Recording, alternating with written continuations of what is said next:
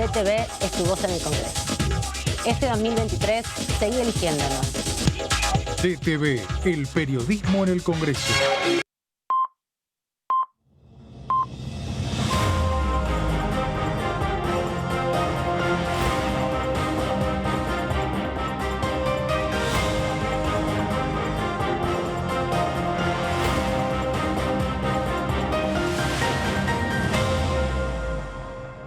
Buen viernes para todos, aquí estamos en la tercera edición de TV repasando lo que deja la semana de actividad parlamentaria, obviamente centrados en juicio político y esperando las próximas comisiones que se irán reuniendo. Por lo que estuvimos pudiendo chequear en estos días con varios diputados, muchos de ellos presidentes de bloques e interbloques, están trabajando fuertemente entre las autoridades partidarias para consensuar una agenda de cara a una próxima sesión, después de que pasen las primeras elecciones del mes de mayo para gobernadores en varias provincias, así que también están trabajando para darle dictamen a muchos proyectos que luego puedan ser discutidos y aprobados en la sesión que quieren convocar para el 17 de mayo. No se sabe qué temas, hay algunos de salud, hay algunos de discapacidad, hay incluso algunos proyectos de presupuesto y de legislación general que podrían entrar, pero tienen que ponerse de acuerdo en algo que es muy complejo, atravesados por la dinámica electoral.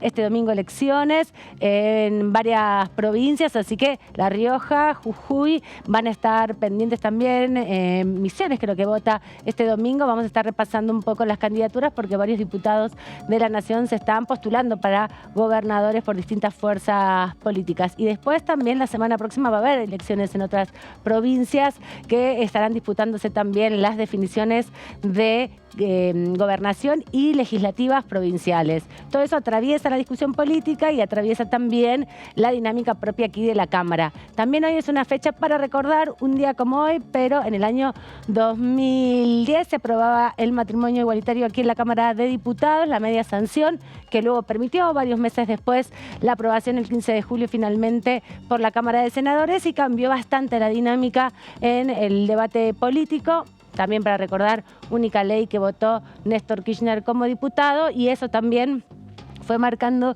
una ampliación de la agenda de derechos aquí en la Cámara. Todo eso lo recordaremos hoy con mis colegas que están aquí prontos, listos ya para conversar un rato. Sebastián Adida, bienvenido, buenas tardes. ¿Cómo estás? Buenas tardes, Amanda, ¿todo bien? Sí, todo bien. Bueno, tenemos por delante un súper domingo electoral, sí. Los misioneros, los riojanos. Misiones también era, ¿no? No y me los había confundido. jujeños. Esas tres provincias van a acudir a las urnas y en ese contexto es lógico que baje la intensidad de la agenda parlamentaria, bueno, porque obviamente el Congreso va a estar condicionado por la dinámica electoral. De hecho, tenemos legisladores nacionales. De hecho, hay un diputado nacional, Felipe Álvarez, el riojano, que va a ser candidato de Juntos por el Cambio el domingo en las elecciones de La Rioja, como decíamos. Y en ese sentido, bueno, hay expectativa acerca de lo que va a suceder. Lo que no se frena, porque decíamos que va a mermar la actividad parlamentaria, es el juicio político que se va a estar llevando adelante en un nuevo capítulo el martes que viene, la comisión de juicio político que preside Carolina Caylar, y bueno, veremos qué Súper presentaciones, súper presentaciones. ¿Cómo anda Gaby Vulcano? Bienvenida. ¿Cómo estás? Bien, ¿Todo bien? Bien, todo bien. También está Débora Durieta, ¿cómo anda? Están combinadas de colores muy bien, ahí sí, ¿no? parecen de Boca las dos, ahí juntitas con nuestra escenografía. ¿Todo bien? Bueno, sí, el juicio político, pero también mucho chisborroteo por otros temas, ¿no? Así es, bueno, se coló en la semana que ya, Gaby, después lo vamos a hablar, lo que tiene que ver con la reducción de la jornada laboral, fue otro de los temas de la semana, a ver si finalmente se arranca o no con ese tema que tantas expectativas nos genera. Bien, ¿no? Impulsado por Chile, ¿no? Un poquito ahí empujado por las definiciones Sí, se el toman varios país. países de la región y del mundo que ya bajaron la cantidad de horas de la jornada laboral y aseguran que mejora la productividad. Eficaz. ¿Quién te dice? Estoy de acuerdo. Como decía Sebas, bueno, varias elecciones que van a tener acá con el Congreso, digamos. Y eso también repercute en las relaciones entre diputados, todas las internas que se dan en las provincias, acá, ¿no? Porque hay cruces medio raros que se dan.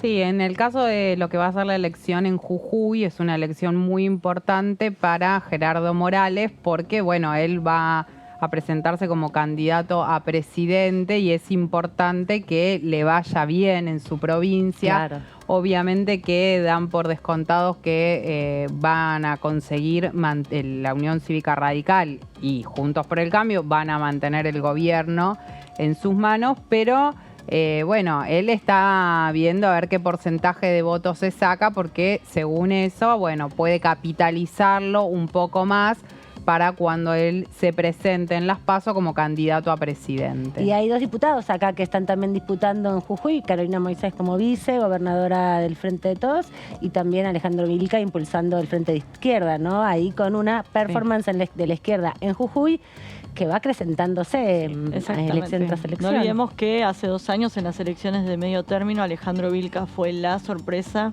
Fue la primera vez en la historia que un diputado de izquierda de la provincia de Jujuy llegó al Congreso Nacional y la izquierda en ese momento se convirtió en la tercera fuerza más votada y ahora le estaría disputando el segundo puesto al Frente de Todos en la provincia de Jujuy. Ya la semana pasada cuando hablamos acá sí, al peronismo, sí, al porque peronismo, en realidad va dividido con 3 candidatos. Sí, no era, me quedé por eso después cuando bueno, al peronismo le está disputando el tercer puesto. Ya Vilca nos dijo acá, atención, que no haya fraude.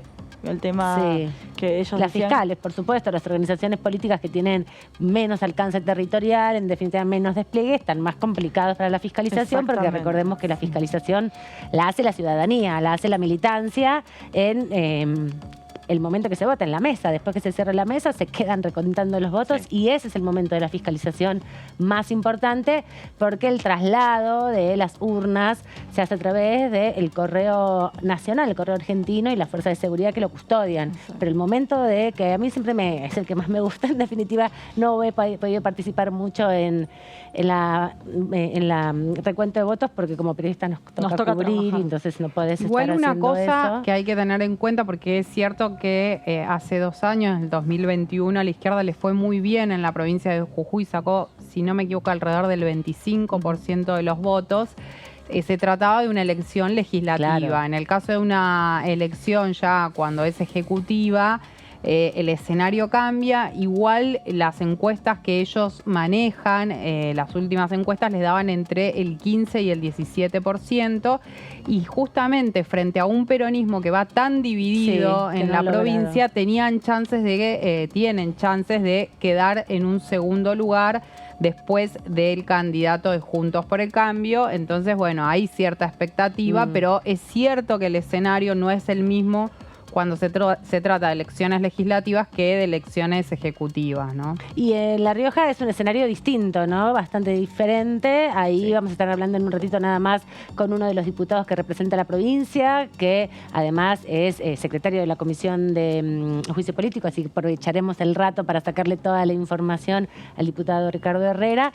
Y Misiones, que también tiene una discusión que se va a ver, por ahí no hay tanta tensión en estas otras 2 provincias, pero seguro con los resultados más de una sorpresa nos vamos a encontrar, ¿no? Sí, la realidad es que en ninguna de las 3 provincias está en riesgo la victoria de los oficialismos. Lo que está en disputa en todo caso es cómo se va a distribuir el voto, porque bueno, no es lo mismo la contundencia de una victoria holgada que una victoria por debajo de las expectativas, y me parece que ahí va a estar un poco puesta la atención. Sí, y además, bueno, como son provinciales, en definitiva, todo esto tiene una atracción distinta cuando se dan las nacionales, porque ahí también están las boletas de los diputados, ¿no? Y de los senadores en las provincias que tienen que votar. Sí. Y eso genera cierta atracción de votos, y esto que decías vos, Gaby, de menos dispersión, ¿no? A la hora de elegir. Y otra, hablando de La Rioja, lo que también va a estar interesante seguir es el desempeño que tenga Martín Menem, que es esta semana conocimos que Javier Milei finalmente le sacó el sello a todos los candidatos a nivel provincial después de la dura derrota que sufrió tanto en Río Negro y en Neuquén. Y en una de las pocas provincias donde la Libertad Avanza sigue acompañando candidatos es en La Rioja, así que mide bastante bien, por lo menos en las encuestas, Martín Menem disputándole el segundo lugar a Juntos por el Cambio, a Felipe Álvarez, diputado de esta Cámara, ¿no? Exactamente, así que a ver si eso le sirve un poco a Milei para dejar atrás el mal sabor que le dejaron las otras 2 elecciones, ¿no? Y ahí estuvo también un poco metiendo cuchara Horacio Rodríguez Larreta, que viajó especialmente a La Rioja para levantarle la mano a Felipe Álvarez. Recordemos, Felipe Álvarez es un diputado un tanto errático. Sí. Bueno, llegó a la Cámara formando parte de Juntos por el Cambio, pero después armó un propio bloque él entró en el 2019, así que se le vence el mandato ahora en el 23, y después hubo un momento distinto antes de las elecciones de medio término y después, Sí, como formó se organizó de maneras el bloque diferentes. SER junto con Vidal. el petrolero de la provincia de Neuquén. De si Santa no me Santa equivoco. Cruz. De Santa Vidal Cruz. es el nombre de Carlos Claudio Vidal. Vidal. Claudio Vidal. Así es. Pero por ahí lo que menos se conoce de Felipe Alberts es que militó durante muchos años en la Cámpora. Hasta el año 2015 estuvo en esa agrupación dentro del kirchnerismo duro y después empezó a marcar su propio camino. Bueno, se empezó a diferenciar, rompió. En el 2017 compitió en la elección provincial y a partir del 2019 ingresó en la lista de Juntos por el Cambio. Sigue manteniendo una relación con Máximo Kirchner. Por ahí son algunos de los detalles que se conocen menos de este curioso personaje político, ¿no? Que va a estar compitiendo en las elecciones del domingo. Bueno, eso es un poco el panorama que se da en relación a las elecciones y también los movimientos extraños de las provincias y de las elecciones locales, que son muy distintas a las lecturas nacionales, ¿no? Que se pueden hacer, y de las disputas que después se van a estar marcando en la elección general que se va a dar en agosto y en octubre. ¿Vos querías decir algo más? Sí, hablando un poco extrapolando esto a lo nacional, si bien Gerardo Morales en Jujuy no es candidato y, como decía Gaby, va a tratar de utilizarlo eso como trampolín ya con la vista puesta en las elecciones nacionales, lo cierto es que la cara de Gerardo Morales aparece en las boletas porque él lidera la lista de los convencionales constituyentes. No olvidemos que allí en Jujuy se va a modificar la constitución provincial y es muy probable que se haga presente en el escenario, en el búnker, al momento de festejar que ya dan por descontado triunfo del radicalismo, aparezca Horacio Rodríguez Larreta. Así que ¿quién te dice si no es un anticipo de una posible fórmula presidencial?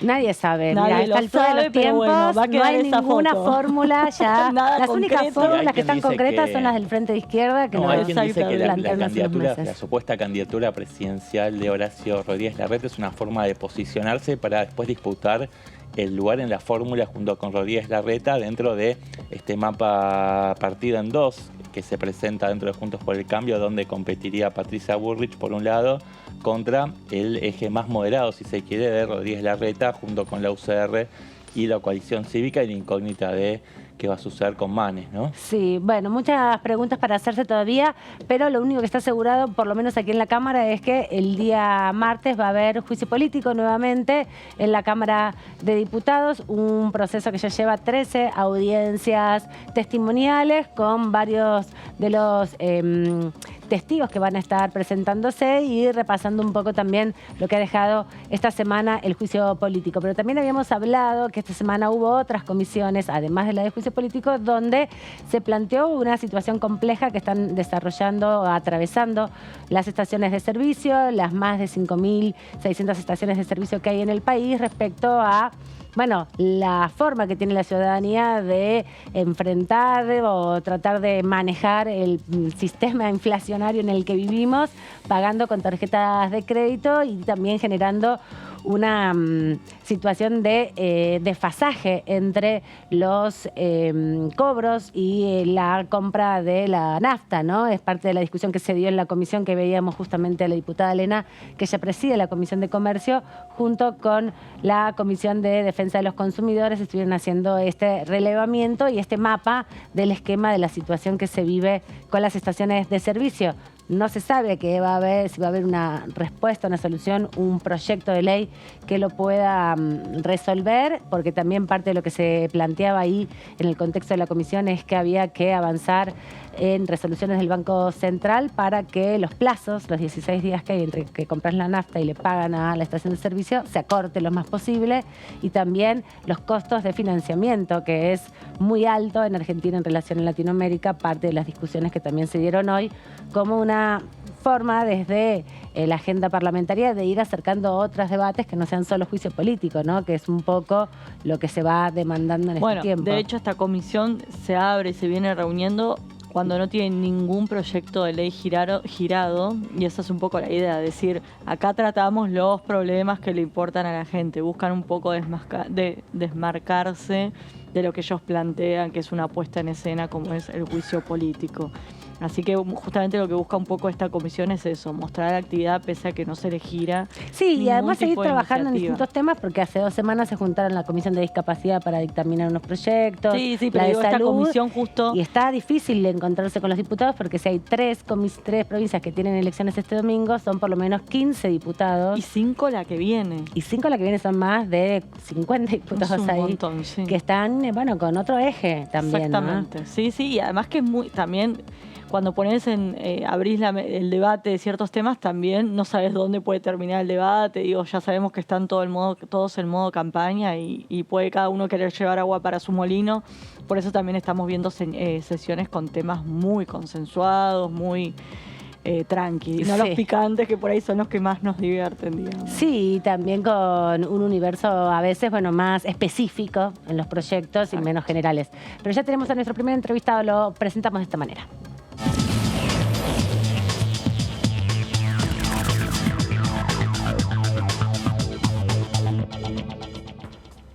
Le agradecemos al diputado Ricardo Herrera este ratito en la tercera edición de TV, sobre todo porque está con mucha actividad. El domingo veníamos hablando, hay elecciones en la provincia.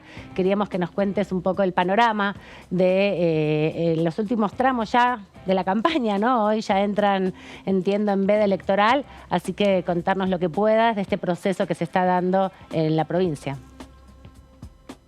Bueno, sí, lo que pueda. ¿Cómo les va? Muy buenas tardes a todo el piso. Lo que les pueda contar, algo les voy a contar. No tengo miedo de caer en alguna, que me saquen la tarjeta roja por hablar de más en el tema de la veda, con el tema de la veda electoral, ¿no? Por lo menos Pero contanos bueno, eso, son procesos de elección de gobernadores, intendentes y legisladores provinciales. sí, así es. Se eligen gobernadores, se eligen diputados provinciales, se eligen concejales, intendentes en todos los distritos, en todo el distrito electoral de la provincia, y también se eligen convencionales constituyentes. Nosotros estamos eligiendo convencionales constituyentes. El gobernador ha tomado la decisión de avanzar en este proceso de reforma de la Constitución provincial.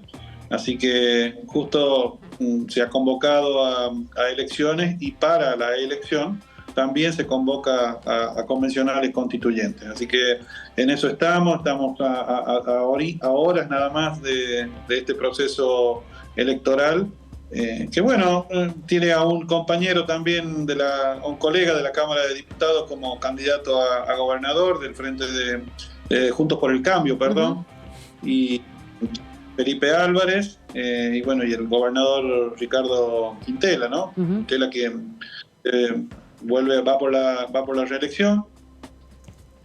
Se ha desarrollado en un clima de total normalidad.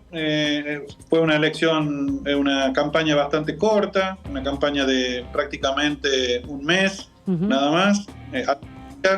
Atípica porque siempre estamos acostumbrados nosotros a los... al folclore, ¿no? Al folclore, lo que es en provincias del norte. El folclore electoral tiene mucho que ver con nuestra idiosincrasia también, ¿no? En este caso, también, ¿no? Me parece que atento a una situación que estamos pasando, ¿no? Es una situación económica bastante difícil o por lo menos complicada.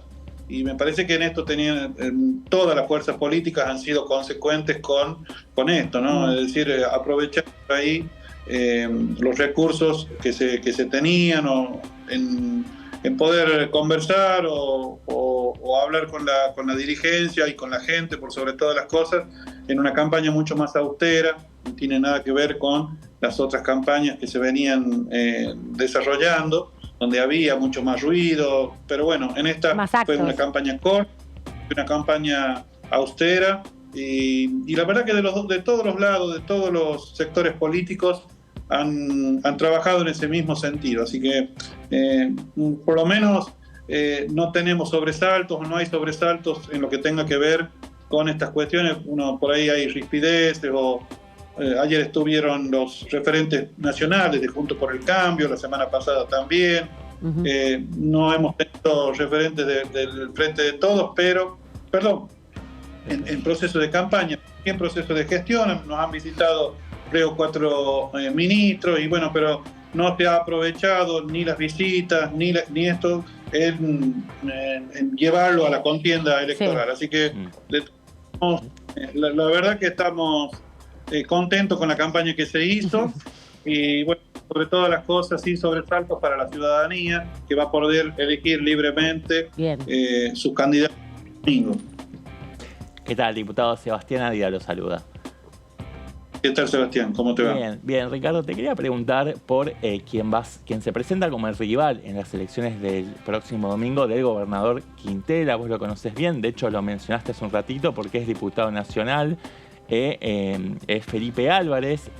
Bueno, ustedes lo conocen bien porque además tiene una militancia, una trayectoria en el kirchnerismo. Hasta el año 2015 estuvo allí, fue director del PAMI designado por la Cámpora. De hecho, fue candidato a diputado nacional junto a Teresita Madera, que es quien va a ser la compañera de fórmula, ¿no?, de Quintela.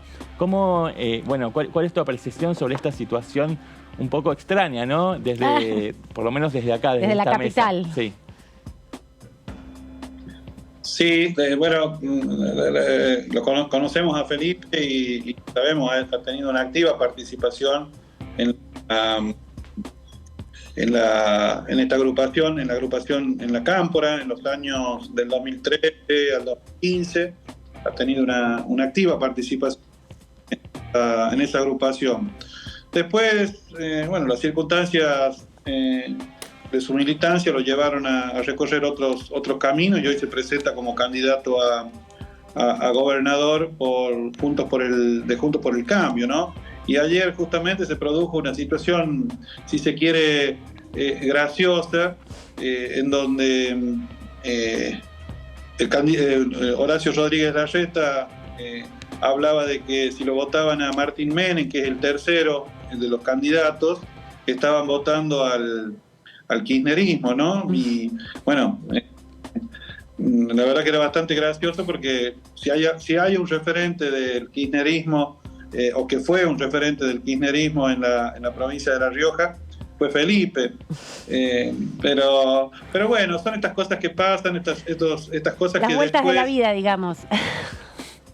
Pero después la gente no entiende cómo desde la política damos estos mensajes, y después no entendemos, ni siquiera los de la política, por qué referentes de la antipolítica tienen una gran aceptación, o tienen una gran penetración en los medios, y tienen una gran penetración en sectores jóvenes que no conocen esta historia.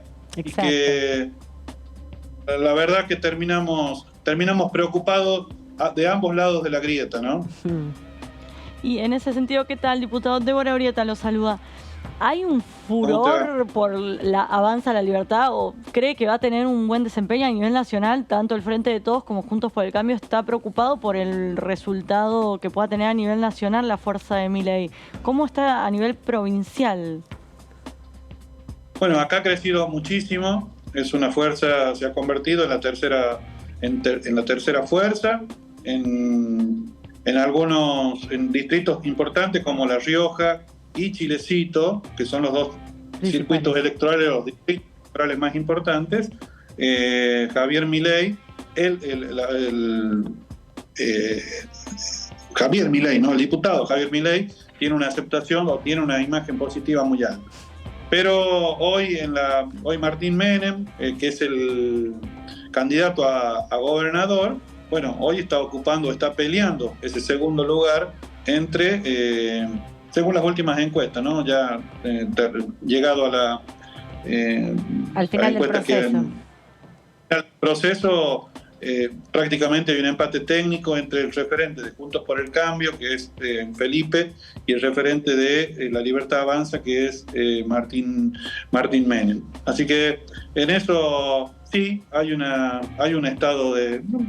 nos preocupa, porque como te vuelvo a repetir, la cuestión territorial, nosotros estamos confiados de que el gobernador Quintela va a volver a ser reelecto. Pero se viene una cuestión nacional, o se viene un proceso de elección nacional, en donde tendremos que estar muy atentos a estos números que te estoy diciendo, ¿no? Me parece que esto no es un fenómeno solamente de la provincia de La Rioja, sino veo que hay un fenómeno a nivel nacional. Por lo tanto, como te vuelvo a repetir, y lo digo siempre en todos lados, me parece que debe haber una preocupación y una ocupación por parte de la política, no hago distinción entre de Frente de Todos o Juntos por el Cambio. Debe haber una preocupación y una ocupación por parte de la política de prestar atención a estos números que crecen, ¿no? Que crecen en todo el territorio nacional. La Rioja podríamos decir no llega esa ola. Bueno, yo te lo confirmo que sí.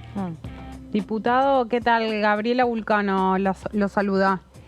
¿Cree que se puede hacer algún tipo de análisis o traspolar lo que suceda este domingo en las elecciones en La Rioja y también se van a dar en otras 2 provincias más a lo que puede llegar a suceder a nivel nacional, o hay que analizarlo más en términos locales de lo que tiene que ver con la política de cada uno de los distritos? Mire, ojalá que se pudiera traspolar esta elección de La Rioja, porque estamos confiados de que Frente de Todos va a ganar, y espero que eso se convierta también en una referencia a nivel nacional. Nosotros se ha trabajado muchísimo en explicar y en trabajar con el electorado, explicando, porque es muy difícil hacer frente a una penetración fuerte de los medios, frente a un desarrollo que hay una fuerte presencia del Estado. Gracias a nosotros, al Estado Nacional y al Gobierno Nacional, hemos podido desarrollar un plan de obra pública que realmente lo podemos mostrar, que nos sentimos orgullosos. Yo vengo de un departamento, como es el departamento Chilecito, donde vamos a tener, después de muchos años, gas natural, donde vamos a tener una de 132 megawatts que va a abastecer a todo el valle productivo de Antinaco, Los Colorados, los llanos riojanos, que venían pidiendo una reparación histórica de los llanos riojanos. Van a comenzar a tener gas natural, van a comenzar a tener energía.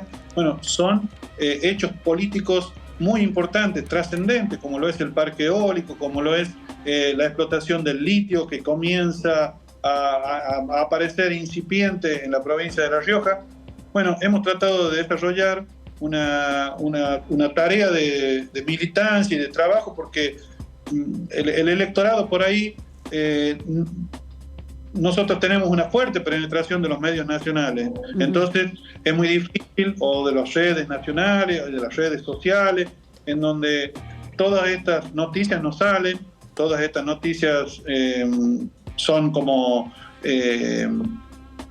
menospreciadas, si se quiere, por los medios nacionales, o no son visibilizadas por nosotros.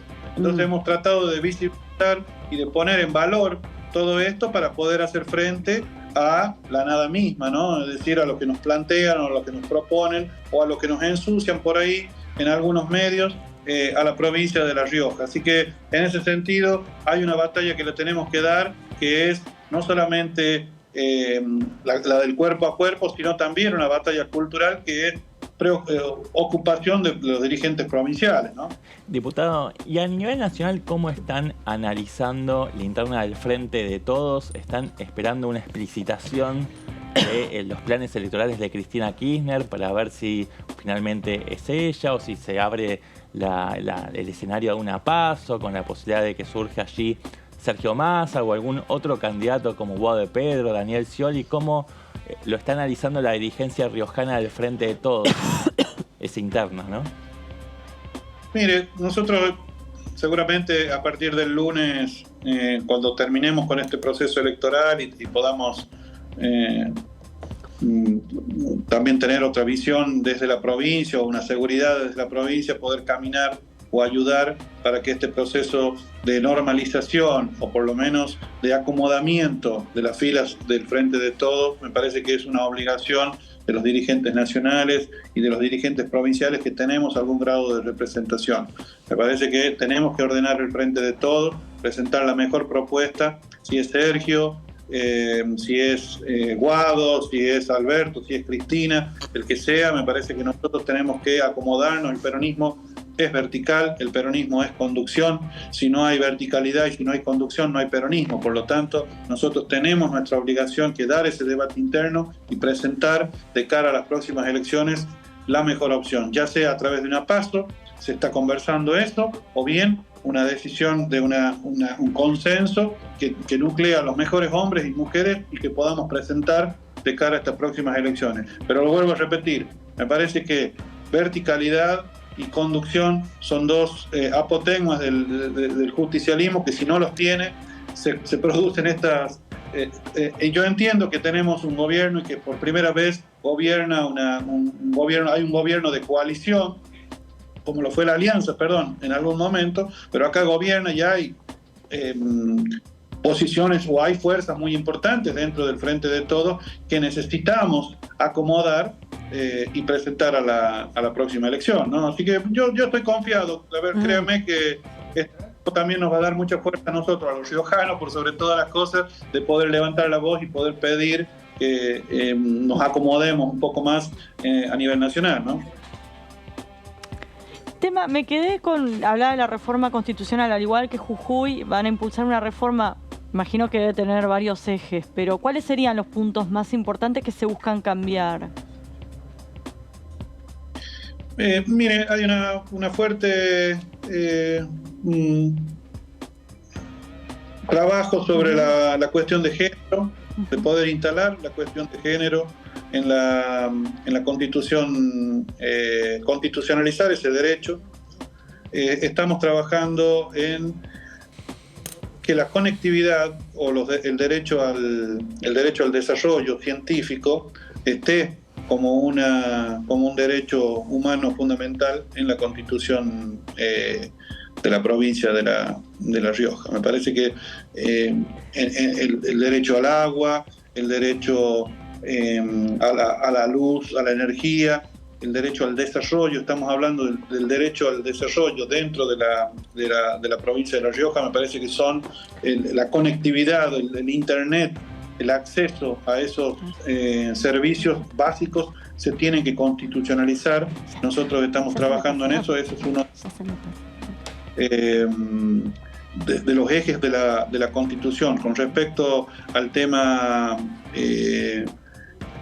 que tiene que ver con las cuestiones de los tres poderes del Estado, estamos hablando de que la periodicidad en los cargos electivos también es una limitante. Estamos por limitar el periodo de los diputados provinciales y de los concejales para tener los mismos periodos que el gobernador y el vicegobernador, es decir, una elección, una reelección y a la casa, porque acá tenemos la idea de varios años respecto de los diputados y de los concejales, ¿no? O sea, la reelección indefinida de diputados y concejales. Y en el caso de la justicia, también hemos avanzado en proponer la periodicidad de los mandatos. En este caso vamos a avanzar de los miembros del Superior Tribunal de Justicia, ¿no? Es decir, está trabajando y bueno, eso es uno de los temas que también es un punto a tener en cuenta, pero me parece que son algunos ejes fundamentales que plantea esta reforma constitucional, la reforma constitucional, la periodicidad en los cargos electivos, la periodicidad en los mandatos de los jueces del Superior Tribunal, y estos derechos, el desarrollo, derechos fundamentales, que también, o una actualización. Ayer lo escuchaba a un constitucionalista en una charla, y bueno, eso nos pedía que nos hablaba de una que muchas veces estas cuestiones, estas partes que tienen movimiento en la Constitución necesitan actualizarse o refrescarse, claro, y poder actualizar a los tiempos que vivimos. No es una Constitución pétrea, no es una Constitución que necesita tener la vida misma que tienen los pueblos, ¿no? Diputado, quería traerle un poquito la actualidad acá de la Cámara, porque se está planteando la posibilidad de hacer una sesión pronto. Es lo que por lo menos algunos de los referentes políticos de los bloques lo venían planteando, y quería saber si dentro del bloque del Frente de Todos usted está ahora con el proceso electoral, pero entiendo que también participando de varias comisiones, van planteando la posibilidad de llegar a acuerdos con temas para tratar en las próximas semanas. ¿Y cuál de los temas que ahora hay en agenda y que ahora también están con posibilidad de ser dictaminados o ya tengan dictamen, le parece que tiene que ser en este contexto, en este momento, tratado, bueno, de cara al proceso electoral por un lado a nivel nacional, pero también en un contexto económico complejo, ¿no?, que se da, y hay muchos temas pendientes que no logran sintetizarlo en una sesión? Mire, la verdad que hay muchos temas que están en las comisiones y que tienen que ver con temas que le hacen, que interesan a la gente. Yo la verdad que siempre, cada vez que puedo, acá en Diputados TV, siempre planteo la necesidad de contar con una ley de alquiler. Me parece fundamental o trascendente para la gente el tema de la ley de alquileres, que nos pongamos de acuerdo. En la provincia de Buenos Aires están avanzando con una ley propia. En La Rioja podrían, en todo caso, también, después del periodo electoral, pensar en un proceso propio dentro de la provincia, porque, bueno, a nivel nacional parece muy complejo redefinirse, y por eso algunos distritos están repensando alternativas en relación a los alquileres. Mire, algunas jurisdicciones han avanzado y como la provincia de La Rioja ha hecho algunos aportes en donde también la actualización de los alquileres no sea en base a la actualización que generalmente tiene una ley, ¿no? Que por ahí son distintos. No es lo mismo actualizar por el índice de precio al consumidor o por el RIPTE en la provincia de Buenos Aires o en la ciudad de Buenos Aires que en la provincia de La Rioja, ¿no? Por ahí la evolución del salario en la provincia de La Rioja podría ser una de las variables económicas a tener en cuenta para poder avanzar en la sanción en una ley de alquileres, ¿no? Es decir, fueron aportes que se hicieron desde las cámaras de las inmobiliarias de la provincia de La Rioja a esta ley de alquileres. Mire, no hemos pensado en avanzar con esta, pero seguramente hay cuestiones informales que están sucediendo al no tener o al tener una ley bastante desfasada con la cuestión económica, ¿no es cierto? Seguramente debe haber alguna informalidad dando vuelta en cada una de las jurisdicciones que permitan estas cuestiones, ¿no? Diputado, a su entender, ¿por qué no se pudo avanzar hasta ahora con un proyecto de la ley para regular los alquileres? Sabemos que hay 2 dictámenes, pero ¿por qué no pudieron avanzar en algún proyecto que finalmente se pueda tratar en el recinto, teniendo en cuenta la situación actual que hay con los alquileres, donde no solamente están subiendo cada vez más, producto también o sobre todo de la inflación, sino que por lo menos aquí en la ciudad de Buenos Aires vemos cada vez más que los alquileres que se ofrecen están directamente en dólares? Bueno, porque hay tensiones. Seguramente hay tensiones en el mercado, hay tensiones en las cámaras inmobiliarias, hay tensiones en la Cámara de Inquilinos, que tenemos que llegar a un acuerdo. Y justamente en este momento de alta volatilidad económica, obviamente que los puntos de encuentro dejan de serlo ante la cuestión económica, ¿no es cierto? Pero bueno, me parece que tenemos que hacer el esfuerzo de ambos lados para poder llegar a un acuerdo, y algunos tendremos que deponer algunas actitudes tenemos que dejar de tensionar tanto para poder hacer una ley en beneficio de la gente. Le digo la verdad, siempre cada vez que me preguntan, me parece que es una ley que necesita su tratamiento. Me parece, por lo menos es lo que a nosotros nos hace ruido en la provincia de La Rioja. Hemos avanzado la semana pasada en las economías regionales, un proyecto de ley de economías regionales. Ha sido bastante interesante, bastante bueno. Hemos encontrado muchos puntos de consenso con los miembros de la oposición, así que me parece que hay material suficiente como para, en medio de un proceso electoral que se está desarrollando en la República Argentina, donde hay diputados que vuelven a sus territorios, hay diputadas que vuelven a sus territorios y trabajan y están concentrados en este proceso electoral, me parece que hay puntos de encuentro para poder poner a consideración en el recinto algunos temas de interés, ¿no? Bueno, esto sabrá mejor que nada el presidente de cada bloque cuáles son que podemos poner a trabajar, ¿no? Y las negociaciones posibles. Gracias, diputado. Lo dejamos, bueno, no digo descansar porque todavía le queda mucho trabajo por delante de cara al domingo de las elecciones. Mucha suerte, obviamente, con las elecciones y la semana que viene sabremos qué pasó, cómo se velará el domingo a partir de las 9. Así es. Bueno, le voy a estar contando la semana que viene. Esperamos el mensaje. Adiós, hasta la próxima. Chao, hasta luego. Chao, chao.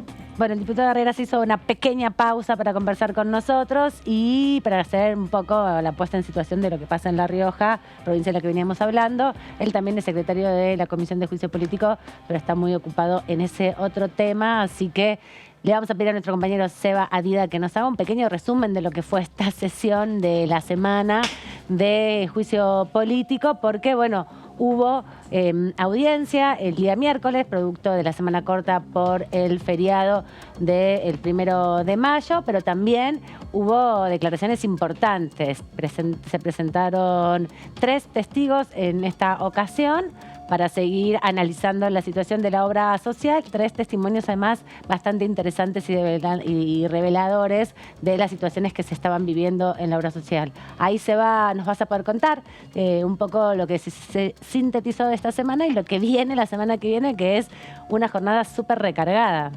Bueno, sí, lo que viene, lo más importante, es la segunda parte de la presentación del ex administrador Daniel Héctor Marchi, o Héctor Daniel Marchi. Siempre me confundo el orden de los factores. Va a ser la segunda parte de su presentación que pone la lupa en las irregularidades en el manejo de la obra social judicial. Él es un hombre de confianza del juez Lorenzetti y fue desplazado de su cargo súbitamente hace pocas semanas nomás, después de haber entregado justamente un informe que había sido pedido por la propia Corte, que pone en evidencia y deja al desnudo muchas de estas anomalías en las prestaciones médicas de esta obra social del Poder Judicial de la Nación, cuyo control y supervisión recae justamente en la Corte Suprema. Y una de las hipótesis que tiene el Frente de Todos, pero también refrendada por el propio Marchi, es que se trató de una suerte de vendetta por incomodar sobre todo a Juan Carlos Maqueda, que es quien tenía a su cargo un poco el control y la supervisión de la obra social a través de quien él había puesto como director, que era Aldo Tonón. Entonces, en la próxima audiencia testimonial, que va a ser una continuación de este que es uno de los causales del juicio político de la comisión que preside la entrerriana Carolina Gaylar, van a estar citados nuevamente Marchi, que la semana pasada no pudo participar, a pesar de que estaba prevista de hecho había sido convocado, pero después él avisó que tenía que prestar declaración indagatoria en una causa ordinaria ante el juzgado de Ariel Lijo, y por eso se pospuso. Claro, que tiene que ver justamente con toda esta discusión, ¿no? Respecto de la denuncia por la... Sí, ahí sembró alguna suspicacia Juan Manuel López, que recordemos que es el vicepresidente de la comisión, como diciendo que, bueno, que Ariel Lijo, que es amigo de él, Frente de Todos, le dio una mano a Marchi porque lo que quería Juan Manuel López era que, había preparado un arsenal de preguntas para Marchi porque no le había gustado. De hecho, lo acusó de haber incurrido en falso testimonio y quería que estuviera la semana pasada, y de alguna manera lo acusaron de haber zafado, ¿no? De haberse presentado. Y son coincidencias raras, ¿no? Del tiempo de la justicia. Que el Frente de Todos estaría como en una suerte de complicidad con Marchi para justamente que no se presentara hace unos días. Sí, recordemos además pasada, también que unos Marchi días. tiene una denuncia contra la exdiputada Elisa Carrió que se tramita Claro. en la Corte y que el propio Marchi recusó a todos los jueces de la Corte porque asumía que estaban siendo de alguna manera apañados, defendidos Sí. por Elisa Carrió. Entonces, ¿cómo iban a Claro. fallar de manera imparcial si Claro. había un entrecruzamiento de denuncias? Elisa Carrió lo denunció primero a Marchi, después Marchi la denunció a Claro. ella. Entonces, esa Sí. disputa legal, bueno, también es compleja porque son posiciones muy diferentes. Uno es ser secretario administrativo de la Corte, otro es ser diputada de la Nación. Entonces, Claro. bueno, está todo un poco Entreverado. enreverado y enrarecido. Sí, Juan Manuel Entiendo. López, además de ser el vicepresidente de la comisión, es el jefe de la bancada Claro. de la coalición cívica y de alguna manera lleva la voz cantante y la voz de Elisa Carrió en esta comisión de juicio político, que en principio había un debate en Juntos por el Cambio acerca de si era necesario prestarse, ¿no?, a esto que ellos denominaban que era una puesta en escena del oficialismo para no hablar de otros temas. Sí. Finalmente se decidió que no le iban a vaciar y la coalición cívica es un poco la que lleva... Sí, coalición cívica y Ocaña, que no es la coalición y cívica, que Graciela está Ocaña. siempre, ¿no? O desmentímelo. Está Sí. siempre y Es un pregunta. poco- Bueno, es Claro. una ex coalición cívica. Sí, es verdad. Pero hay otras que Ocaña no me van. parece que pasó por la coalición cívica, ¿o no? No me acordaba de llegó? ese dato. ¿Eh? Yo la asocio con los lilitos, pero Sí, no. creo que Yo no. estoy casi segura que si ahora Bueno, tiene un lo perfil busco. similar, ¿no?, de denunciadora. Pero podría- bueno, podría además ser. con la obra social, ella fue ministra de Salud, la primera mujer ministra de Salud de la Argentina durante el gobierno de Cristina Fernández de Kirchner, y parte de su performance como ministra tuvo que ver con la intervención de varias obras sociales sindicales, ¿no? Y justamente tiene un conocimiento sobre el tema. Así que por eso pregunta tanto. Vamos a ver si Sí. los otros dos temas que quedan, Consejo de la Magistratura y también coparticipación, están los mismos o vienen otros diputados por ahí de la Ciudad de Buenos Aires. Me parece que va a Pasó por haber el un- ARI. Pero, claro, pero yo también la asocio Bueno, mucho pero con es por coalición eso. cívica ARI. Yo la Bien, asocio bien, con bien. los Y lilitos. pasó por el Ahí va. ARI. Antes de ser ministra estaba en el ARI, cuando era El diputada. ARI es el germen de la coalición Claro, cívica. Claro, es no, el se coalición sigue antecedente llamando de coalición inmediato. cívica ARI. Exacto. Claro. Sí, sí, sí. Así que bueno, estabas en lo Bien. cierto. Bueno, estoy leyendo acá en las placas quiénes son los Sí. otros testigos invitados. Obviamente que todos los flashes van a estar puestos en Héctor Daniel Marchi, pero también volverán a ser citados porque no vinieron la semana pasada Santiago Clerici, que es el secretario letrado de la Corte Suprema de Justicia, Nicolás Serafini, que es contador público y el que llevaba un poco los balances de la obra social. Sí, Clerici Y- es quien se quedó a cargo de la tarea que le sacaron a Marchi, en Claro. la acordada de la Corte, donde lo desplazaron hacia Clerici. una cámara civil, una cámara administrando los recursos de una de las cámaras no de casación, sino creo que es de previsión social y seguridad, de Sí. previsión y seguridad social. Lo degradaron a ser administrador de esa cámara, y a Clery justamente le dieron el trabajo de administrar la Corte Suprema ahora. Entonces, ahí hay una discusión interesante que se va a dar sobre sus participaciones, porque Clerici es de carrera dentro de la Corte y ahora va a tener un nuevo cargo. No, desde hace una semana lo tiene, digamos. Bien, y bueno, por último en este listado aparece Martina Fons. Bueno, este es un nombre por ahí más novedoso porque tuvo que ver con el pedido de ampliación de prueba que formuló Rodolfo Tailade sobre Sí. el final de la reunión de comisión.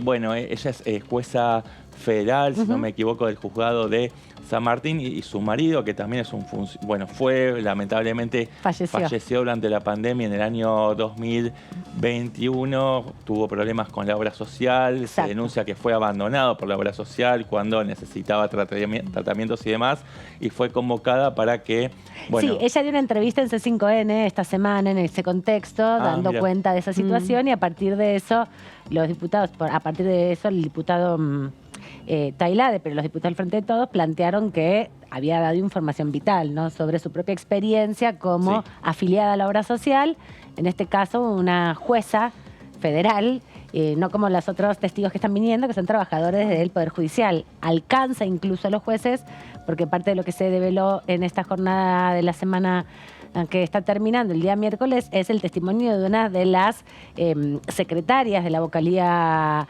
de Maqueda, que afirmó y se conmovió hasta las lágrimas incluso que ella misma en persona tramitaba cuando le llegaban a su oficina reclamos de tratar de solucionarle los problemas a los afiliados que se le acercaban. Sí. Bueno, no son los 300% que aumentó la litigiosidad en el gremio que pudieron ser atendidos por esta señora, pero en definitiva había un conocimiento en la vocalía de Maqueda que la gente reclamaba contra la obra social de tratamientos que no se...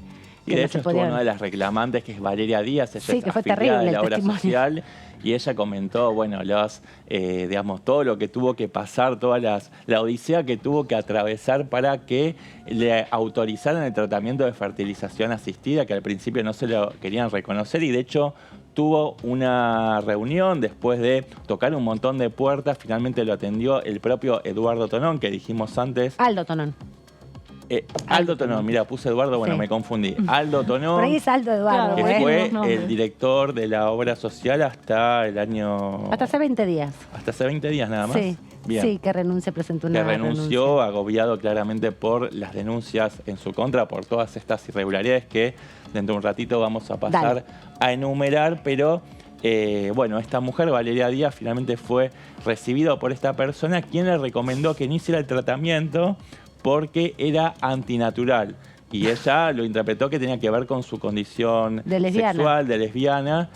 Bueno, Sí, otra de un las... ataque lesbofóbico, claro, ¿no? Claramente, Diciéndole, sí. ¿qué vas a ser mamá vos si no podés Sí, y conseguir ella un decía, marido? bueno, yo en un momento me puse a pensar, a ver, en una de esas tiene razón.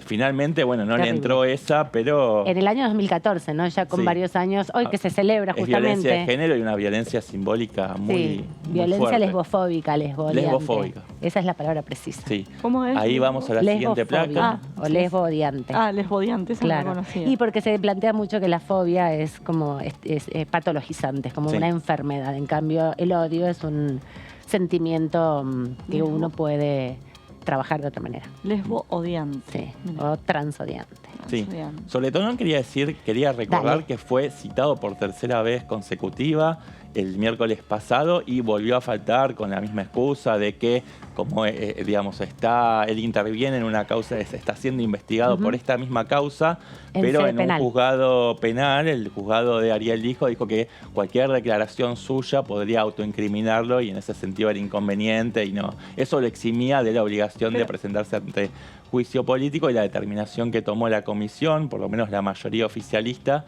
que logró imponer justamente su postura, fue la de requerir al juez que la vaya a buscar con la fuerza pública. Garabano tenía el mismo problema y él, cuando consideraba que podía estar declarando en su contra, decía, no se responde. Lo que pasa es Digo, que no se Garabano es excusa de abogado eso, y claro. Tonón es médico. No sé si Ah, por ahí bueno, puede hay ser. percepciones diferentes Claro, del rol bueno. del Además, testigo. acá Tonón no está siendo convocado como acusado, como sino como imputado. Como testigo, testigo. con lo cual Exacto. una cosa no afecta a la otra. Exacto. Bueno, decíamos que este martes va a ser la segunda parte de la presentación de Marchi, porque la primera parte había provocado todo un torbellino con reacciones incluso violentas por parte de sectores de la oposición que se vieron claramente comprometidos. Por ejemplo, bueno, Juan Manuel López estuvo bastante nervioso, por lo menos Sí. en el primer tramo de la última reunión de comisión. Marchi, que es cercano a Ricardo Lorenzetti, lo decíamos antes, pero bien vale repetirlo, fue desplazado de su cargo y consideró que ese desplazamiento se debió a una sanción encubierta por un informe crítico en el cual destapó una serie de irregularidades en la obra social, cuya responsabilidad adjudicó a Juan Carlos Maqueda y el directorio unipersonal a cargo de Aldo Tonón. Ahora lo escribí Sí, bien, ¿viste? Aldo, no era Eduardo. En esa primera incursión en la comisión, denunció haber recibido amenazas y aprietes contra él y contra parte de su equipo de trabajo, y apuntó en ese sentido contra el presidente de la Corte, Horacio Rosati, y contra su vocero, Silvio Robles, que, como todos sabemos, se ve actualmente salpicado por la polémica por los chats sospechosos con el ex ministro de Seguridad y Justicia porteño, Marcelo Alessandro. Muy nombrado, es la persona más nombrada, me parece, en la Comisión de Juicio Político. Y ¿Vos qué también va a decís? ser invitado. Eso. Para que Más que vaya, invitado. sí, sí, Va a ser más que requerido. invitado, va a ser requerido Silvio Robles, y todo indica que no va a querer ir Silvio Robles a la Comisión de Juicio Político. Pero él no está imputado en ninguna causa todavía, así que no sé qué excusa va a esgrimir. Bueno. Sí, pero va a ser un pelotón de fusilamiento por parte del oficialismo, lo va a convertir en eso. Por más que sea Es testigo, convocado no tiene testigo. ninguna, él solo tiene que confirmar muchas de las preguntas que le van a hacer sobre que le dio la orden de borrar el Sí. mail, el correo del presidente de la Corte, o si se inundó no Sí, su pero se va a oficina. colar también la polémica por los chats con D'Alessandro, donde no solamente aparecen chats, sino también audios con su voz, y eso lo Exacto. incrimina todavía más, así que yo creo que es una situación bastante incómoda y va a tratar de zafar de esa situación. Sí, por eso esta definición de pedir que el hijo intervenga en lo de Aldo Tonón es bastante clave, me parece, ¿no? Sí. Bueno, Marchi la semana pasada lo que había hecho fue refrendar o repetir muchas de las cosas que había expuesto en ese informe, como por ejemplo las pérdidas por 3.000 millones de pesos en un lapso de entre 6 y 8 meses por no haber puesto todo el dinero remanente que recauda la obra social en plazos fijos. Es una barbaridad de plata para esta obra social que tiene alrededor de 100.000 afiliados y que además administra digamos, recursos muy altos, muy abultados, porque por lo menos desde la gestión de Lorenzetti se aplicó una política con un criterio de altos ingresos, ¿no? De altos salarios para todos los empleados del Poder Judicial de la Nación, y eso generó un gran remanente y por eso también está sobre el tapete la cuestión de los recursos de la obra social. También denunció Marchi vacancias en cargos muy sensibles como el de subdirector administrativo, subdirector médico y otras áreas críticas para el funcionamiento de cualquier obra social. También denunció problemas en la recepción de reclamos y una alta litigiosidad. En la siguiente placa vamos a seguir repasando muchas de estas irregularidades, como por ejemplo que no se implementó un sistema informatizado de gestión, que entre otros aspectos, por ejemplo, no estuvieron digitalizadas las autorizaciones médicas, lo cual derivó en demoras e incumplimientos con afiliados. Además, la compra de medicamentos y prótesis se hacía por contratación directa y no Esto por va a venir a, vía de una- confirmar la jueza Ford, ¿no? Estos demoras o Sí. estos incumplimientos que afectó la vida de su marido, de hecho, ¿no? Sí, en este caso ella no como jueza, sino como la usuaria. esposa de uno de los usuarios. No sé si ella misma también utilizaba las Claro, prestaciones ella es de la obra parte social. de la obra social, sin Claro. duda. Bueno, muchas corresponde como veces jueza. los que tienen más altos Sí, pero hay que ingresos una prepaga, pagan decís. una diferencia y derivas se los pasa una aportes. prepaga, pero por lo menos el marido hacía uso de las prestaciones de la obra social. Bueno, como decíamos, la compra de los medicamentos y las prótesis se hacía por compra directa, por contratación directa y no por la vía natural, que sería digamos, un proceso de licitación pública. No había control de ingresos ni de pagos, no había registración contable ni control de stock de medicamentos. Muchas veces habían faltantes y otras veces llegaban los afiliados y afiliadas a la farmacia, pedían, había stock, pero como no había registro de esos medicamentos, No se bueno, los daban. no se lo daban, no se hacía entrega de estos medicamentos. Además, se le pagaban aranceles demasiado bajos a los prestadores y eso hacía que se suspendieran los contratos. Los prestadores dijeran, bueno, yo no trabajo más con esta obra social No, bien. que me está pagando muy poco o directamente no me está pagando, y esto terminó redundando en una disminución de los servicios de prestadores y de la calidad del servicio para los afiliados y las afiliadas. Seguimos en la siguiente plaga, creo que hay más. Ahí está, este es el testimonio que se dio Sí. justamente esta semana con el director Claro. del sistema de la Corte, que Sí, fue algo este muy es lo más importante. fresco, esto fue el miércoles pasado, hace tan solo 48 horas, el testimonio importante de Andrés Sacchi, que formó parte de la comisión que fue formada por orden de la Corte en 2021. Allí, si no me equivoco, estaba Marchi también, para mejorar la informatización de la obra social. Sacchi confirmó que el vocero de Rosati, o sea, Silvio Robles, ordenó borrar el correo de su jefe, es decir, Del presidente de la Corte. Sí, de Rosati, pocos días después de que se conocieran estos sospechosos chats de él mismo con Marcelo D'Alessandro. También confirmó que la inundación en el despacho de Robles dañó solamente una computadora, que fue la del propio Robles. Esto sembró aún más suspicacias sobre toda esta cuestión, porque la inundación sucedió apenas unos días después de que se filtraran estos chats. Así que bueno, estamos hablando de un panorama bastante, bastante sospechoso. Sí, cada puerta que se abre trae Sí. mayor Sí, es una caja de complicación. Pandora que no sabemos. Uno Exactamente. sigue tirando de la punta del ovillo y se sigue expandiendo esta trama que no se sabe, uno sabe dónde empieza pero no dónde termina. Vamos a la siguiente placa, por favor, producción. Ahí está, que A ya ver. para que tengan un poco en claro de qué es lo que va a pasar a partir de ahora con Sí. estos testimonios. Acá está, mira, también habló de la obra social, ¿no? Sí, también él denunció que la obra social se manejaba con un software arcaico, incluso anterior A al Windows. sistema operativo de Windows, así que estamos hablando De los 80. los años 80. principios de los años 90, sí. Esto genera obviamente problemas de mantenimiento y de vulnerabilidad en los servidores de red. Había poco personal de sistemas en la obra social. Él era el director de sistemas. Así Pero que- de la Corte, él se diferenció y dijo, yo no tengo sí. nada que ver con la obra Claro. social, solo hice un informe, Sí. ellos tenían su propio equipo, así que a Claro. mí no me indilguen esas responsabilidades. Sí. Y bueno, esto es lo que decía antes, Decíamos de más Valeria temprano. Díaz, afiliada a la obra social, dijo que tuvo que pelear mucho para que le autorizaran un tratamiento de inseminación artificial, de fertilización asistida, porque ella tenía el profundo deseo de ser madre y se entrevistó con Tonón después de tocar un montón de puertas y le respondió que lo pensara, o le sugirió que lo pensara porque se trataba de un tratamiento antinatural y obviamente no fue bien recibido por Valeria Díaz, que por suerte se animó y hizo el tratamiento y está muy orgullosa de tener una niña de 6 años de edad. Exacto, y tuvo que apelar ahí también a su sindicato que movilizó para reclamar el cumplimiento de una ley como es la ley de fertilidad asistida. Nos vamos rápido a la pausa. Gracias, Seba, por ponernos al día de todo lo que pasa en juicio político. Volvemos, que tenemos pronto ya enganchado una entrevista para cuando volvamos del corte.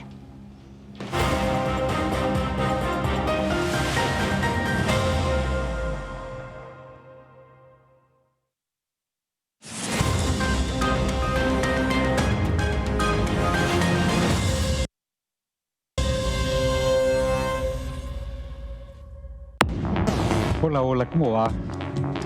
Bienvenido. Mira, yo crecí con la política, crecí en un hogar de políticos. Hubo un tiempo de mi vida cuando era niño que tenía a mi abuelo materno, que era diputado, mi tío, que era diputado nacional, se llamaba Ferdinando Pedrini, otro tío Adán era diputado provincial y mi papá era intendente. La miel orgánica del Chaco es líder en exportaciones. Esa no la conozco, ¿y es rica? Sí, riquísima, porque no tiene, es la miel que viene en el impenetrable, no tiene, es la única, prácticamente la única miel en Argentina que no tiene restos de agroquímicos. DTV Entrevistas, viernes 23 horas. ¿Cómo va a pagar? ¿Efectivo? ¿Débito? Pago lo que es justo. Hoy podés pagar como quieras, pero pagando siempre lo que es justo. Precios Justos es un compromiso entre todas y todos que nos permite desde la app avisar de faltantes e irregularidades para que nadie tenga que pagar de más. Esta medida va a traer orden en los precios y en las casas de cada familia. Bájate la app, escanea y conoce los precios justos. Primero la gente. Ministerio de Economía. Argentina Presidencia.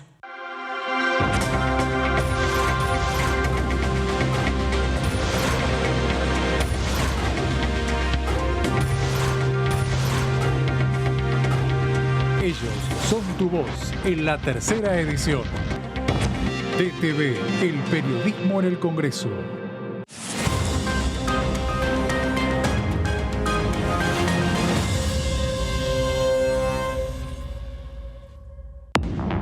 Bienvenidos a una nueva edición de DTV Noticias.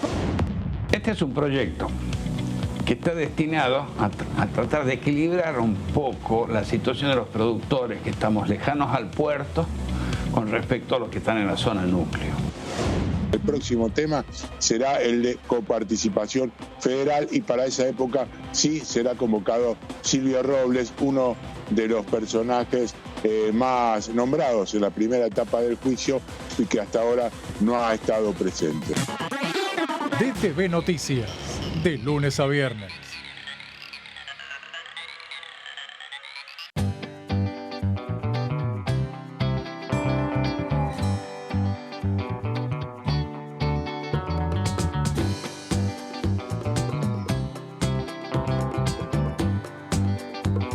Para hacer visible y formalizar el trabajo en casas particulares, creamos el programa Registradas, generando empleo digno y de calidad.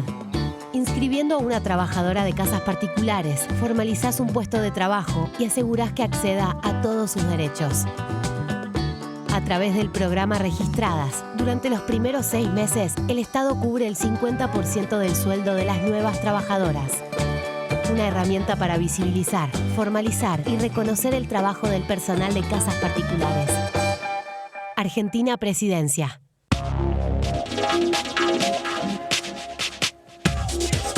DTV es información, diálogo, análisis. DTV es federalismo, pluralidad de voces, libertad de expresión. DTV es todo lo que un país en democracia tiene que ser.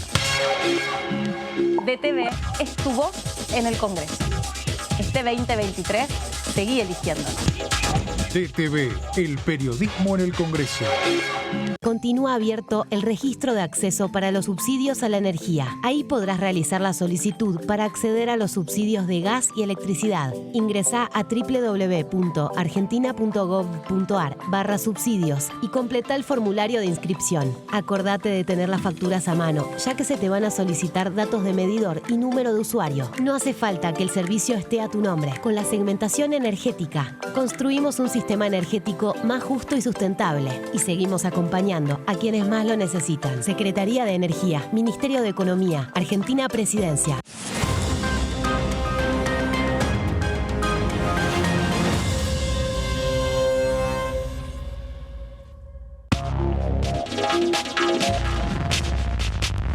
DTV es información, diálogo, análisis. DTV es federalismo, pluralidad de voces, libertad de expresión.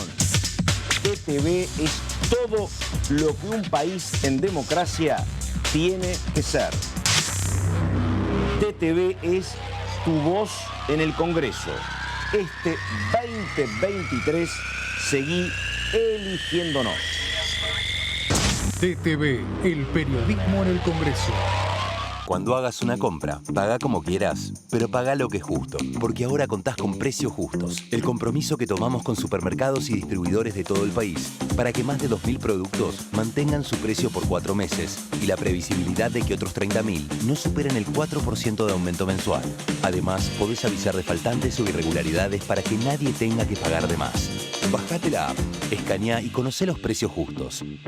Primero la gente. Ministerio de Economía. Argentina Presidencia.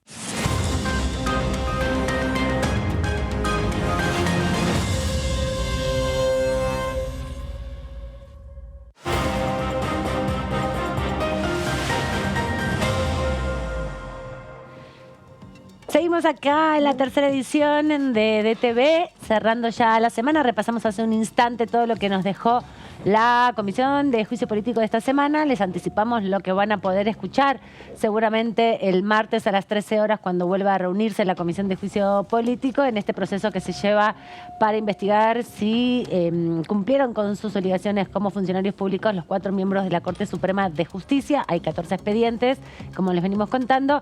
Hay más de 60 hechos denunciados y no solamente son los diputados y algunas senadoras que han denunciado a los miembros de la Corte Suprema, sino organizaciones de la sociedad civil y también particulares que vienen hace varios años ya señalando mal desempeño en algunos de los casos de los jueces de la Corte, y es por eso que también se está dando esta discusión.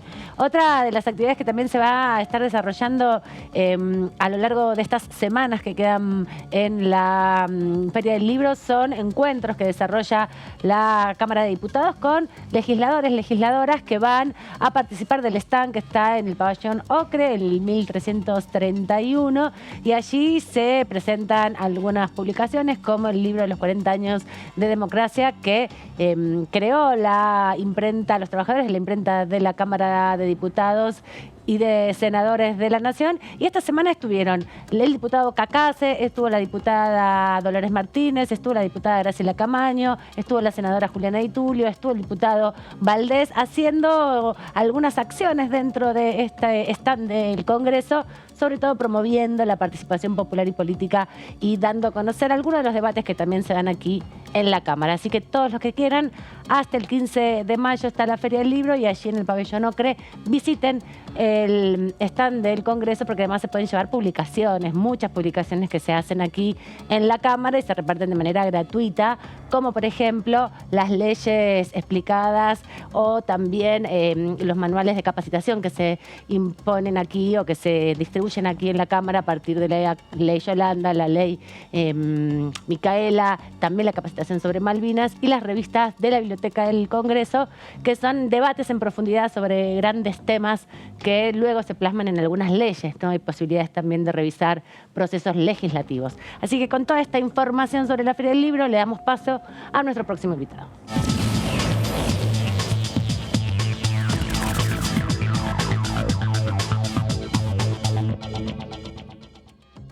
Le agradecemos este rato al diputado Gerardo Cipollini de la provincia del Chaco, de la Unión Cívica Radical. Gracias, diputado, por atendernos, ya cerrando la semana en este mes de mayo. Preguntarle, bueno, cómo va viendo el debate que se está dando en la Cámara de Diputados. Esta semana retomaron un juicio político, pero también estuvieron discutiendo en torno a la situación que atraviesan hoy las estaciones de servicio, que en general son pequeñas y medianas empresas o emprendimientos familiares muchas veces, y que, bueno, vinieron a reclamar algunas acciones o por lo menos dar cuenta de la situación que se vive con los pagos con tarjeta de crédito y las demoras en las acreditaciones de estos pagos. ¿Cómo ve el debate que se da aquí en el Congreso en estas horas?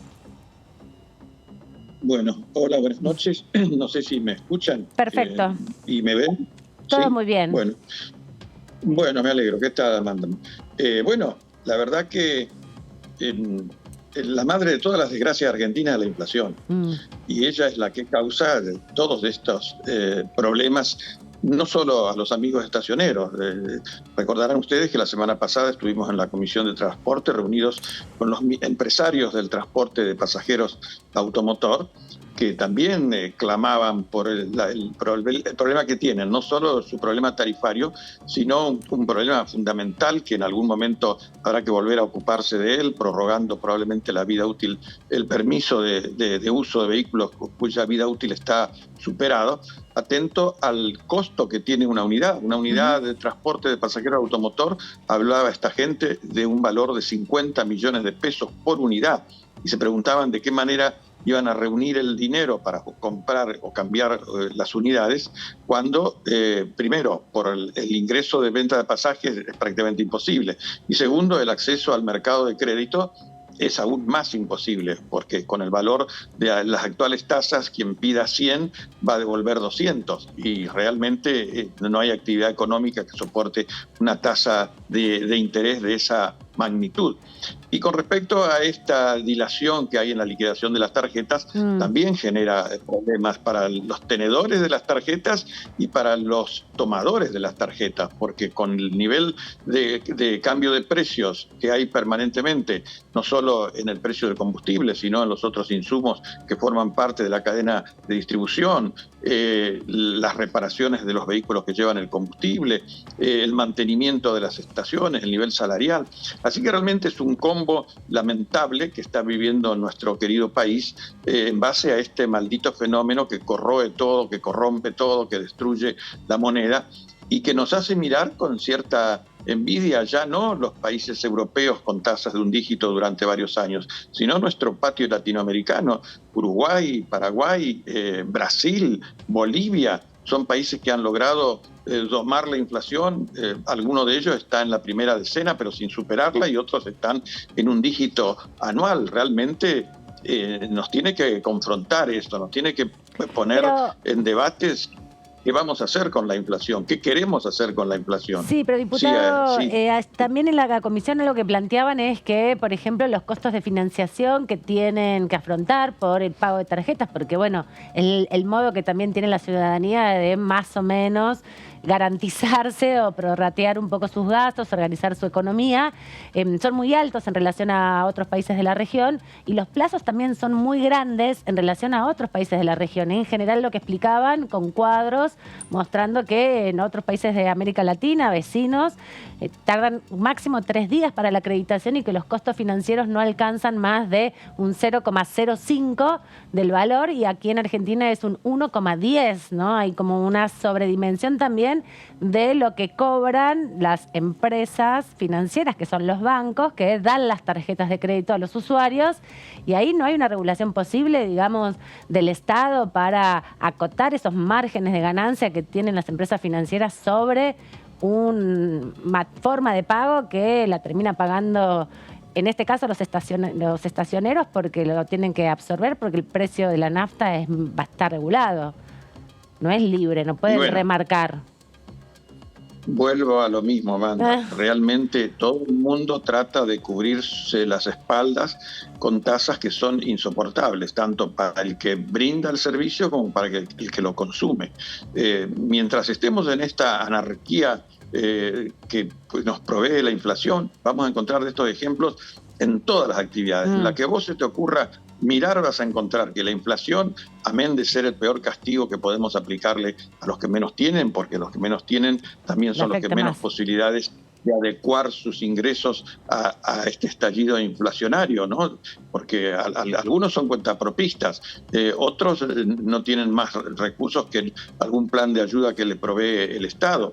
Y el resto, bueno, tiene que abrir su negocio todos los días pensando cómo va a ser a reponer la mercadería que por ahí con dificultades vende. Es realmente, alguien debe en algún momento, Amanda, sentarse y decirle a los argentinos, vamos a tratar de abatir la inflación y dejarnos de teorías conspirativas o de teorías económicas que no tienen ninguna aplicación en la realidad. Y volvemos a la madre de todas las criaturas estas.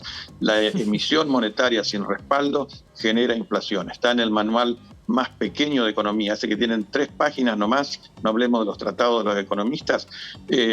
La inflación, la emisión sin respaldo genera inflación. Tarde o temprano, ese exceso de moneda en el mercado hace que la misma abundancia de moneda deteriore el valor, deprecie el valor de ella, y además hay una espiral que va acelerándose. La gente descubre que la moneda en sus manos cada día pierde valor, entonces trata inmediatamente de comprar algo, con lo cual la velocidad de circulación del dinero aumenta, y es como los incendios que se propagan cuando el oxígeno del centro del incendio se consume y las llamas van acelerándose para cubrir, para llegar al centro del incendio. Es realmente una pena y sería deseable que de alguna manera en algún momento, y creo que en algún programa, no sé si era contigo o con Horacio en Bonn, yo decía que tendríamos que buscar para atrás en el tiempo y tal vez no encontrásemos un argentino que haya vivido toda su vida en un periodo de estabilidad. Y qué lindo sería vivir en un país sin inflación, ¿no? Siempre soy recurrente con esto porque no es que haya vivido ahí, pero he ido muchas veces y entonces lo conozco de cercanía. La República Checa ha tenido la tasa de inflación acumulada en 5 años, que es la que nosotros tenemos en un mes. Así que imagínate, un checo que no compró algo hoy dirá, bueno, lo puedo comprar mañana. Si no lo compro mañana, lo compro el mes que viene o el año que viene y va a seguir valiendo lo mismo. Y acá andamos preguntándonos, che, ¿cuánto vale lo que vos querías, lo que queremos comprar en la otra cuadra? No, andá a comprarlo en la subsiguiente porque está más barato que en esta. Y ahí entramos en la cadena, que se pierden los valores de referencia, que los comerciantes no saben si el producto que venden lo van a poder reponer. Algunos sacrifican el producto y no lo tienen más en cartera. Así que vuelvo a lo mismo. Como contador soy un obsesionado de... Me había olvidado que era contador. Eso es lo que pasa, me había olvidado que era contador. Diputado, ¿qué tal? Tratar de soñar un país sin inflación. Qué lindo que sería, ¿eh? La verdad que sería maravilloso. Y no lo tenemos, ¿eh? No lo tenemos prácticamente. No. Como te digo, si miramos para atrás tendríamos que encontrar a una persona de más de 100 años, no, en los tal vez 90 de 110 años. Inflación. Bueno, pero fue un flash. Eso fue una inflación que sabíamos que iba a un alto costo también. ¿Qué tal? Sebastián Aguilar lo saluda. ¿Cómo anda? Hola, ¿qué tal? ¿Cómo te va? ¿Cómo andás? Acá el comentario de mi compañera me dio pie sobre las políticas de los años 90 para preguntarle sobre esta receta de la dolarización que se vuelve a sacar de la galera como si fuera una solución mágica, ¿no? Para estabilizar los precios en un momento de mucha volatilidad de los precios y de espiralización, ¿no? De los precios de mercado. Quería saber cuál es su mirada, ¿no? Sobre esta política que impulsa, por ejemplo, un emergente de esta época que es Javier Milei de La Libertad Avanza. Sí, bueno, miren, la verdad que cuesta hablar de este tema porque es un tema desconocido para nosotros. Si bien en la convertibilidad de Menem el 1-1 fue una maravilla que nos permitió vivir un país de fantasía, ¿no? Siempre decíamos íbamos a Estados Unidos, a Europa y los billeteábamos a los norteamericanos o a los europeos, ¿no? Con nuestro dólar. Sí, los que iban. Claro. Los que iban, ¿no? Porque la mitad de la población estábamos en la lona. Claro, bueno, pero siempre doy un ejemplo personal. Una de mis hijas estuvo becada en Italia por la Dante Alighieri y yo pude alquilarle en el centro histórico de Perugia, que era la ciudad, un departamento. Y ahora para mí sería absolutamente imposible alquilarle un departamento en el casco histórico de Perugia. Costaba 350 euros el alquiler, así que imagínense. Pero bueno, eso fue una fantasía. Inclusive yo soy un obsesionado con seguir la evolución de por qué tenemos tantos pobres en la Argentina. Y fíjense que cuando Alfonsín, que tuvo muchísimas dificultades económicas, que se fue antes de que terminara su mandato con un gesto que creo que tuvo mucha carga de patriotismo, la pobreza era del 5% en la Argentina. Y miren en qué niveles de pobreza estamos. Y Menem, de alguna manera, creo que fue el padre del inicio de ese proceso de deterioro, porque vendió las joyas de la corona. Todas las empresas que compraban nuestras empresas públicas, todas, aerolíneas, gas, electricidad, ferrocarriles, peajes, todas despidieron al personal de sus empresas porque consideraban que como empresa privada podían hacerla funcionar con muchísimo menos empleados. ¿Y qué hicieron esos empleados? La mayoría de los empleados lo viví porque acá en cercanías lo vivían al fenómeno de cerca. Yo asesoraba a muchas empresas en ese momento en mi estudio. Bueno, ¿qué hicieron? O compraron un remis o pusieron un kiosco. El remis funcionó mientras no se rompió. El día que se les rompió, carecían ya de medios para reponerlos y esa gente salió del mercado. Y el kiosco pasó más o menos lo mismo. Lo equiparon, pero no tenían capital de trabajo que toda esa gente pasó a formar parte de ese lote tremendo de gente con serias dificultades económicas que se ha ido agravando y que se ha transmitido a sus hijos y en muchos casos se ha transmitido a sus nietos. Y ese es el desafío que se plantea para el futuro. Es muy injusto que en nuestro país haya tanta gente con tantas dificultades económicas, ¿no? Parece esto una frase hecha. Le damos de comer a 400 millones de personas en el mundo y tenemos a una parte significativa de nuestra población viviendo situaciones dramáticas para el día a día, ¿no? Para llevar un plato de comida a la mesa de sus familias. Así que bueno, son los desafíos que vienen. Yo creo que hay un futuro posible. Me resisto a resignarme a que esto tiene que ser nuestra realidad.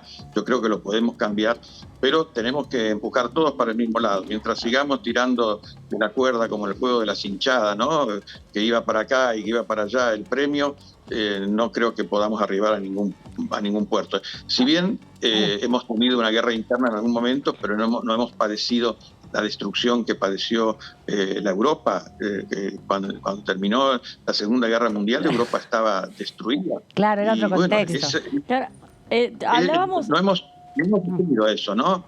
Creo que la guerra sirvió en Europa para darse cuenta, si bien hay algunos que no se han enterado en este momento de ello, que la paz era mucho mejor que la guerra, ¿no? Hablábamos de la inflación, y durante el gobierno de Cambiemos, Mauricio Macri, si de algo se ufanó, fue de no emitir dinero, y aún así se fue con una inflación en torno al 54%. El doble, ¿no? Claro, el doble de la que había recibido. O sea que se duplican periodo tras periodo. Tiene que ver con la emisión. Bueno, ahora Fernández se va con cuántas veces más la inflación. Pero imaginemos que mañana gana un gobierno radical, por ejemplo, y deja de emitir. ¿Eso es garantía de que no...? Bueno, no, fíjense ustedes, la inflación, siempre digo que no es un fenómeno como una canilla que está abierta y sale el chorro al máximo, ¿no? Y comenzamos a cerrarla y si cerramos, la damos toda vuelta al robinete, el agua va a cesar de salir. No, ese fenómeno no va a ocurrir de ninguna manera porque eso no es factible.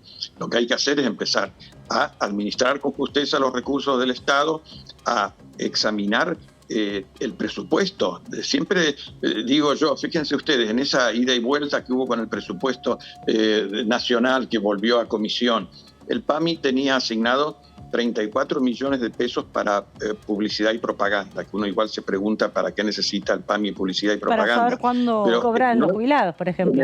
En el nuevo presupuesto habían pasado los 35 millones a 350 millones de pesos de publicidad y propaganda. Entonces, alguna vez algún colega de ustedes me dijo, ¿y usted como intendente podría haber hecho? Y le dije, sí, como intendente y como ejecutor, cuando empezamos a ver que los números nos aprietan, sabemos a dónde cortar el gasto. Pero a veces la propaganda sirve para saber qué día vacunarse, qué día se cobra la jubilación. Claro, para difundir. Entiendo que muchas importantes. veces se usa para hacer publicidad, lo vemos en la vía pública acá todo el tiempo, pero muchas veces pero es útil. 150 millones.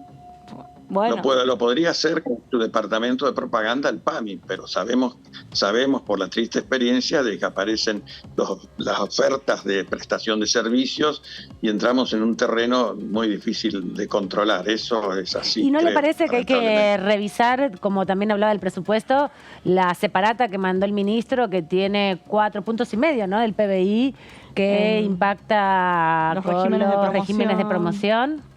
Que eso también es una dimensión, digo, más allá de que se podría mejorar la performance del gasto en promoción y publicidad de los organismos públicos, pero también cuando se dictan las leyes y se aprueban acá, siempre hay artículos, por ejemplo, que promueven la promoción y la difusión de campañas, ¿no? Por ejemplo, para concientizar en determinados temas. Entonces, a veces en eso pareciera, difícil de entender cuál es el punto en definitiva. Si estos regímenes especiales debilitan la economía en algún sentido y se podrían revisar, no sé si todos, pero en parte por lo menos, o hay que reducir los planes sociales, que hay mucha gente, como usted bien decía, sobrevive con eso. Como un dilema difícil. La publicidad de los actos es una manda de la Constitución. Me parece absolutamente razonable que se haga. La existencia de este canal de ustedes que difunde cotidianamente las leyes, el trabajo de los legisladores, analizan las leyes sancionadas o los proyectos, eso me parece espléndido porque la gente tiene que estar informada.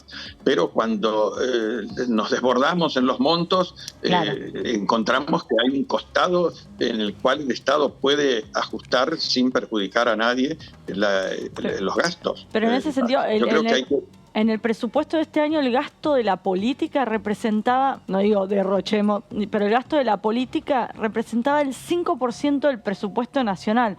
Aún recortando y siendo totalmente eficientes con el gasto público ultra nacional, eficiente, ponele, que no se gaste un peso el grueso, nada, que no sea... no sé, las jubilaciones, la asistencia social, digo, pasa por ese lado buena parte del presupuesto. El tema es cómo achicar ese lado. Planes sociales, jubilaciones, todo lo que tiene que ver con los gastos sociales o gastos o inversión social. Claro, la sostenibilidad de la vida cotidiana, digamos, ¿no? El tema es ese. Diputado... ¿Qué tal, Gabriela Vulcano? Le hago una pregunta más de tinte electoral. Esta semana Facundo Manes, compañero suyo del bloque de la Unión Cívica Radical, confirmó que se va a presentar como precandidato a presidente. ¿Qué le pareció a usted? ¿Qué opinión tiene sobre eso, teniendo en cuenta que ya está también Gerardo Morales anotado para la carrera presidencial? Y bueno, me parece espléndido que quienes consideran que tienen haberes y méritos suficientes como para ofrecerse como candidatos ante la sociedad, lo hagan. Y la sociedad será la que decidirá si ese candidato es el que le viene bien o no. Realmente en ese sentido, Facundo es un científico, una persona que llega como novedad a la política, ¿no? Llega a la Unión Cívica Radical con un bagaje de conocimientos y de una sensibilidad que por ahí los otros candidatos no tienen. Así que me parece bienvenido, como me parece bienvenido que aparezcan candidatos por todos lados, porque en definitiva la sociedad es la que va a decidir quiénes quieren ser, que sean las personas que los gobiernen. ¿Y usted como radical por quién se inclina? ¡Qué pregunta! qué buena pregunta, ¿no? Esa pregunta no la habían contestar todavía porque realmente acá en el Chaco estoy muy identificado y lo que diga yo acá va a volar para arriba, así que vamos a esperar el veredicto de las urnas.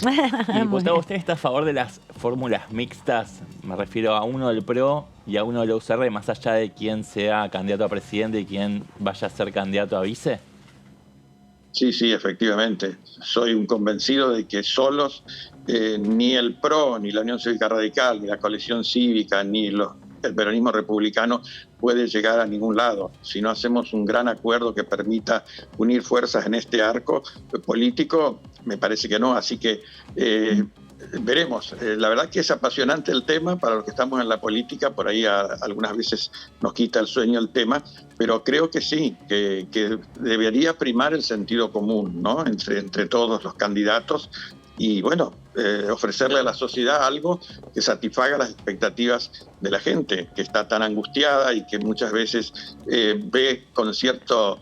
ve de soslayos los problemas de la política y de los políticos, porque tiene otros problemas, tiene el problema cotidiano de la inflación y un tema no menor que es una mancha de aceite que cubre la geografía nacional, que es la inseguridad.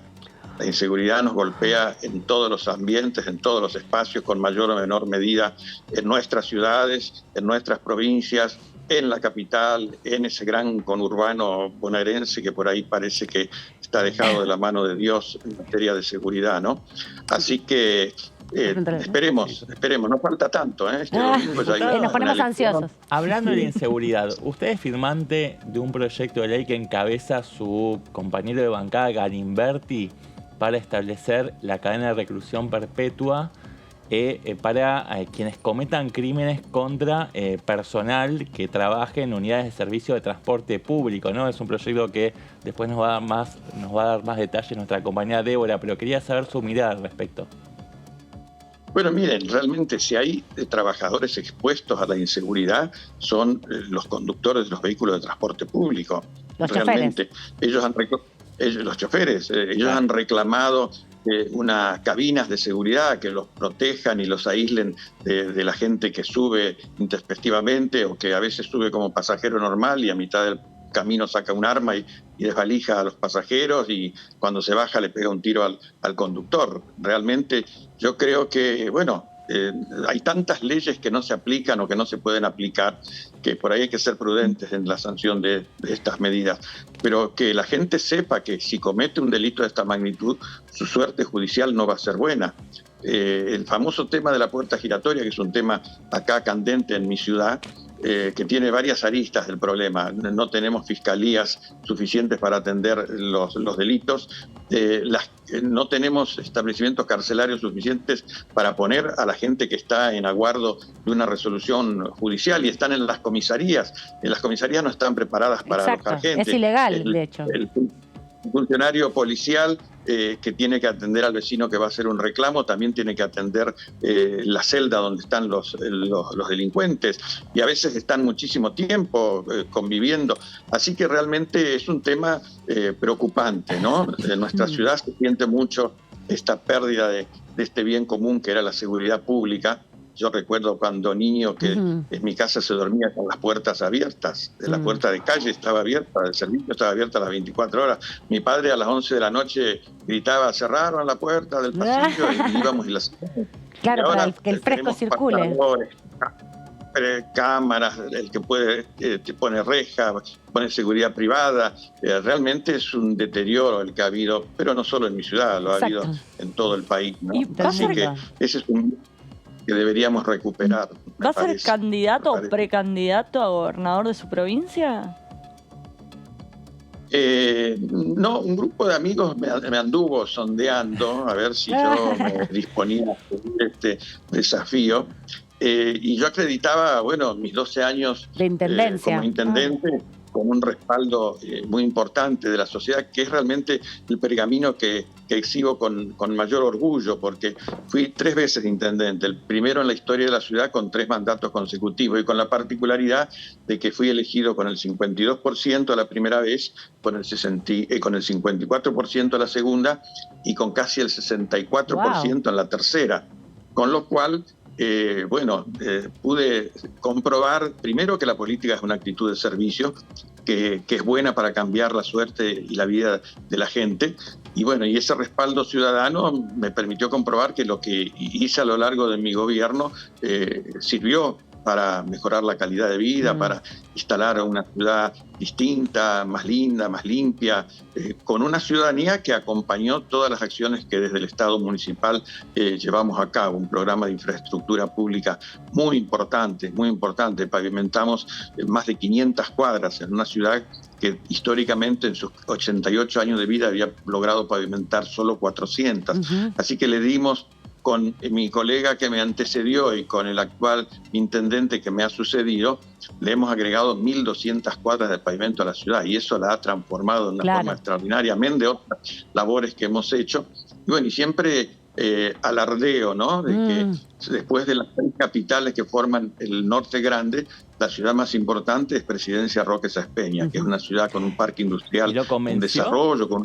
¿Lo convencieron o no? Amigos, ¿lo convenció usted Está evadiendo nuestra respuesta. Agarrar viaje con esa candidatura? Para que fuera candidato, no me convencieron. La verdad que gobernar esta provincia del Chaco va a ser difícil,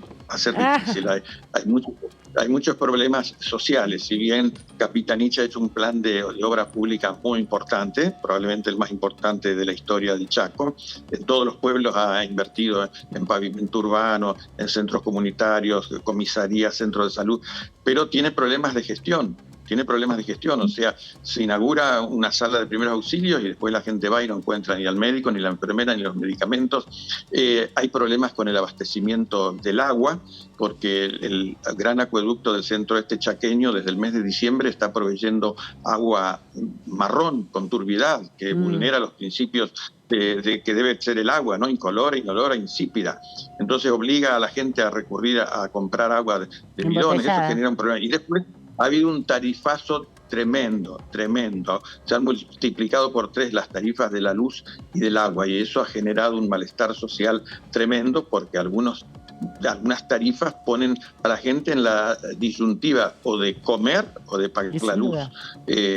Así que, bueno, hay problemas. Así que le dejo a los más jóvenes la responsabilidad de la provincia del Chaco. Gracias, diputado, por este ratito y esta conversación aquí en la tercera edición de DTV. Que tenga un buen fin de semana y en cualquier momento, la próxima semana, lo volvemos a convocar.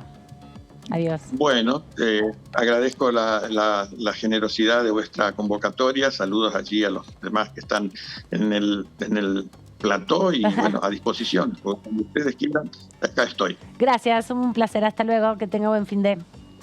Bueno, un poco sobre la actualidad también del Chaco, las cosas que van diciendo los diputados, y se van preconfigurando un poco las disputas electorales, ¿no?, que se van dando. Casi que tenemos un candidato más en la Cámara. Nosotros que andamos haciendo el poroteo, no lo tenemos. Obvio, pero no. Los pasos en la provincia de Chaco van a ser el 18 de junio, las generales el 17 de septiembre y en caso de que sea necesario va a haber una segunda vuelta el 8 de octubre. O sea que es cercanas a las generales, Tal no cual. coincidentes, pero concurrentes. Las desdoblaron, pero no tanto. Exacto, cerquita.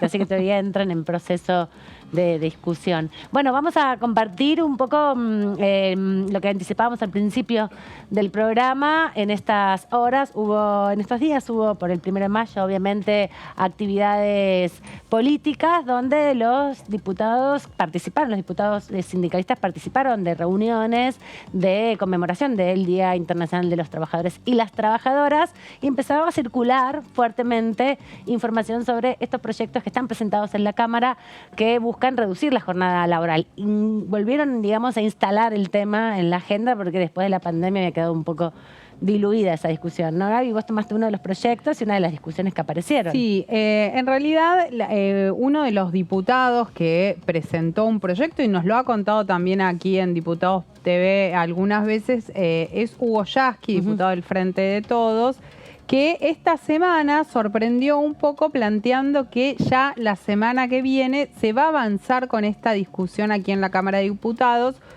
con el proyecto que él presentó y también el que presentó otra de sus compañeras de bancada, la diputada Ormanechea. Sí. Y eso todavía no está oficializado. No está confirmada la fecha, pero sí la idea de empezar a discutir. Sí, Porque, por un lado, Yasky planteó la posibilidad que ya la semana que viene se empiece a discutir aquí en la Cámara de Diputados, en la Comisión de Legislación del Trabajo, y al mismo tiempo en el Senado también el senador Recalde, Mariano Recalde, presentó varios proyectos que tienen que ver con temas laborales, y uno de esos proyectos está referido también a la reducción de la jornada laboral, y la idea es que en el Senado también se empiece a discutir eso.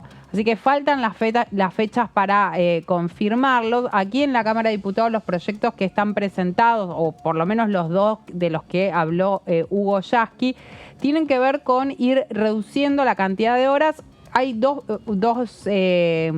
opciones. Dos estrategias, digamos. Sí, dos opciones, porque en realidad una es un poco más ambiciosa que la otra. Bueno, acá decíamos, se comenzará a debatir, esto lo ponemos entre comillas, porque, como decimos, no está confirmado, claro, sino que quien anunció esto fue Hugo Yasky, que obviamente es uno de los diputados que... Es referente del sindicalismo de la CTA, sí, histórico de docentes. Y también. que es uno de los que más viene militando esta discusión. Y fue un tema que esta semana, obviamente en el marco del Día del Trabajador, la CGT, cuando leyó su documento también lo planteó. Claro, venimos de hace 2 semanas que Chile aprobó la reducción a 40 horas de la jornada laboral en un país donde todo el mundo toma como ejemplo de las políticas liberales económicas. Bueno, logró Chile en un contexto muy complejo y adverso no solamente nacionalizar la explotación del litio, sino en el mismo tiempo de debate reducir la jornada laboral, que es histórico en Chile también como proceso. Porque suele ser, cada vez que se intenta discutir esto, uno de los argumentos que suelen dar quienes no están de acuerdo con que se reduzcan la cantidad de horas semanales, es que dicen, bueno, pero esto funciona en otras partes del mundo, en general del primer mundo, y no tal vez en países de la región. Bueno, hay que ver cómo le va a ir a Chile en este sentido, pero lo cierto es que es un tema que se está empezando a discutir en muchos países. Sí, y en este caso se va a aplicar ya en un país que, bueno, es que está acá al lado, nada más.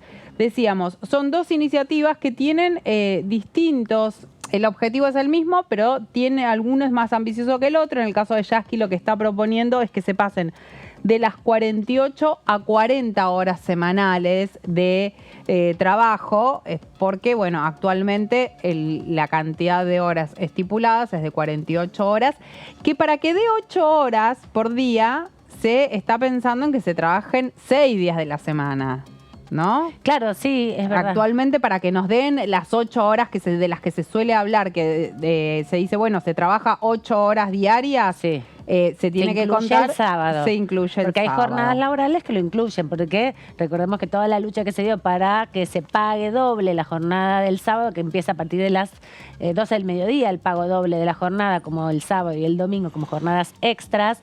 Bueno, el sábado inglés, conocido como el sábado inglés, que fue una de las discusiones el 1 de mayo histórico, tiene que ver con reconocer una jornada de trabajo limitada con las horas también de descanso y de almuerzo, ¿no? Así es. Y, bueno, quienes no trabajan los sábados, en muchos casos trabajan 9, 10 horas. Trabajan 9 horas por semana, por día. Un poquito más de 9 horas, para compensar esa octava. La baja de 48 horas a 40 horas elimina ese día extra, ¿no? Ese sexto día de trabajo. Ahí hay también una discusión si la idea es que se trabaje 4 días a la semana, se trabaje 5 días, depende cómo se vaya acomodando en cada uno de los trabajos. Y él decía que el otro proyecto, el de la diputada Ormachea, es que la reducción de horas pase de 48 a 36. Es muchísimo, claro, es muchísimo más ambicioso. En general lo que suelen decir es, bueno, hay que pensar en el de 40 horas como un primer paso y después tal vez ir viendo si es posible seguir reduciendo. También otro de los temas que se suele instalar y que acá se plantea como algo importante es que la reducción de horas no venga de la mano de reducción salarial, sino que justamente se mantenga el salario que está cobrando el trabajador o la trabajadora. Claro, es una discusión respecto a la productividad que se da. Hay que recordar también que parte de esta discusión viene de lo que es el convenio 190 de la OIT, donde ahí se ratificó por ley en la Argentina y en distintos países del mundo, y la OIT en esa declaración lo que hace es plantear que hay una afectación de la capacidad laboral en estos contextos mundiales, digamos, en esta etapa del desarrollo laboral, que afecta la salud de los trabajadores y trabajadoras en distintas materias, y que los estados deben garantizar que eso no suceda. Y mucho tiene que ver con las condiciones laborales y con las jornadas tan extensas. Como la tecnología ha permitido que trabajos que antes se hacían en 9 horas hoy se puedan hacer en menos tiempo, hay mucho tiempo en las jornadas laborales que se deben cumplir con estos horarios que son inútiles, que no son inversión, son ociosos, que no son inversión en ni en el trabajo ni en mejorar la calidad del trabajador. Entonces, antes tenías que pasar a máquina los textos y en la máquina de escribir, hoja por hoja. Ahora haces un solo texto y lo imprimís en mucho menos tiempo. Pero ahora te hacen hacer 3 textos. Claro. No, pero lo que quiero, claro, porque hay una perspectiva en definitiva donde se tienen que llenar esa jornada de trabajo y no la capacidad productiva. Y afecta la subjetividad si ahora uno genera el de los mismo valor trabajadores. en menos cantidad de horas, sería injusto que te sustraigan una parte de tu salario, ¿no? Porque estás generando en definitiva el mismo valor. El tema es que si estás en atención al cliente, ponele. Sí.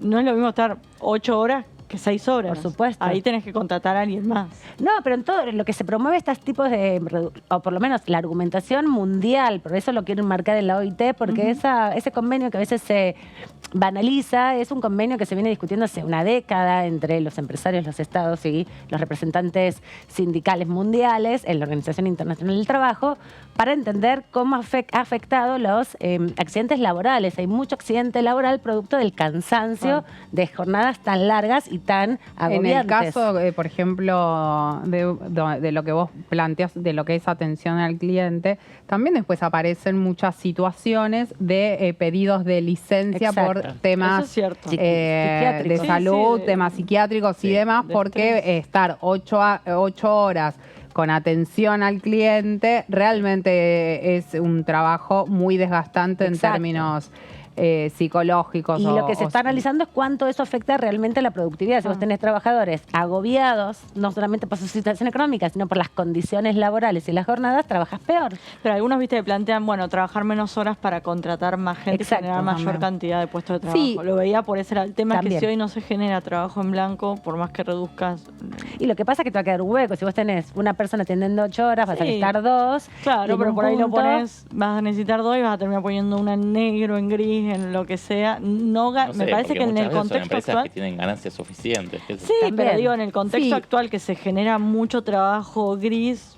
Pero también eso lo que pasa es que, perdón, una cosa que acá que no aparece en la discusión, que no se plantea la reducción de la jornada laboral para, si se quiere, combatir otro problema, que es el trabajo en negro. Que es lo que tiene que ver con el no trabajo en negro. Lo que tiene que ver con el trabajo en negro va por un lado. El tema del desempleo sí es uno de los argumentos que a veces se toman, pero no necesariamente, porque en realidad lo que más se plantea es esto de que mejora inclusive la productividad y que eso termina favoreciendo al empresario en el caso de que, bueno, se pueda llegar a aplicar esto. También depende de qué trabajo, no en todos los trabajos se podría aplicar esta reducción de la jornada laboral. Sí, o por ahí puede ser proporcional, ¿no? Si vos ya empezás a plantear jornadas más cortas de trabajo y vas dando cuenta de la eficacia que tiene este proceso, después es proporcional. Por ejemplo, los convenios colectivos de trabajo, el de prensa tiene un horario, una cantidad de jornada de trabajo diferente a otros convenios, igual que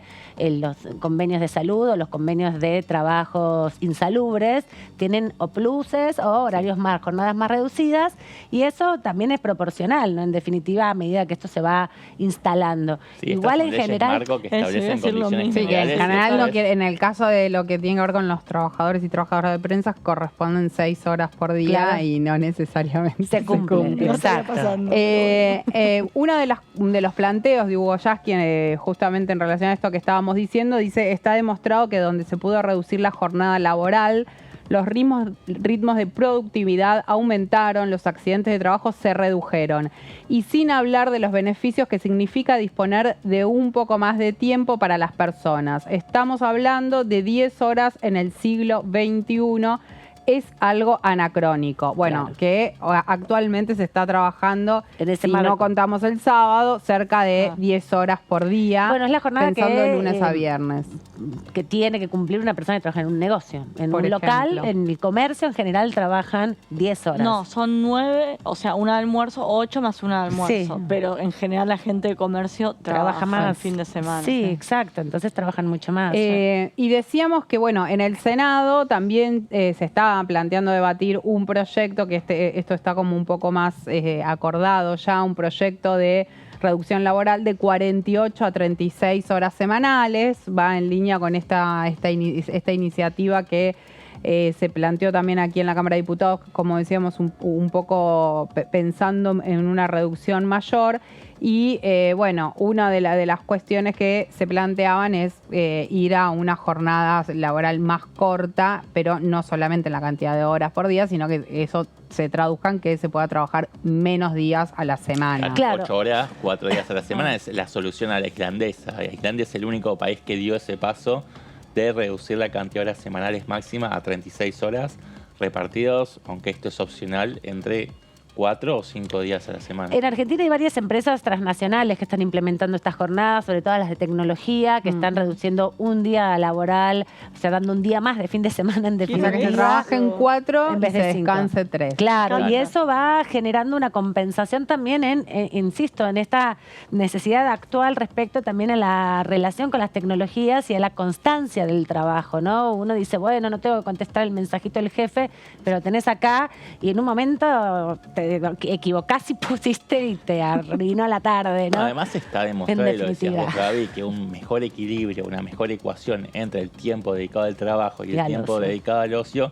genera un mayor bienestar, y eso se ve traducido claramente en la eficacia y el Exacto. rendimiento Y además beneficia a del otros trabajo sectores. y reduce la cantidad de licencias por enfermedad, por Claro. enfermedad que puede ser enfermedades psicosomáticas o vinculadas al estrés. Las enfermedades vinculadas a la salud mental, el quemado, digamos, la quemazón, el burnout, ese es muy... Está tipificado justamente en el convenio 190. Pero, dice, esta es una realidad que viven los trabajadores actualmente en cualquier rama.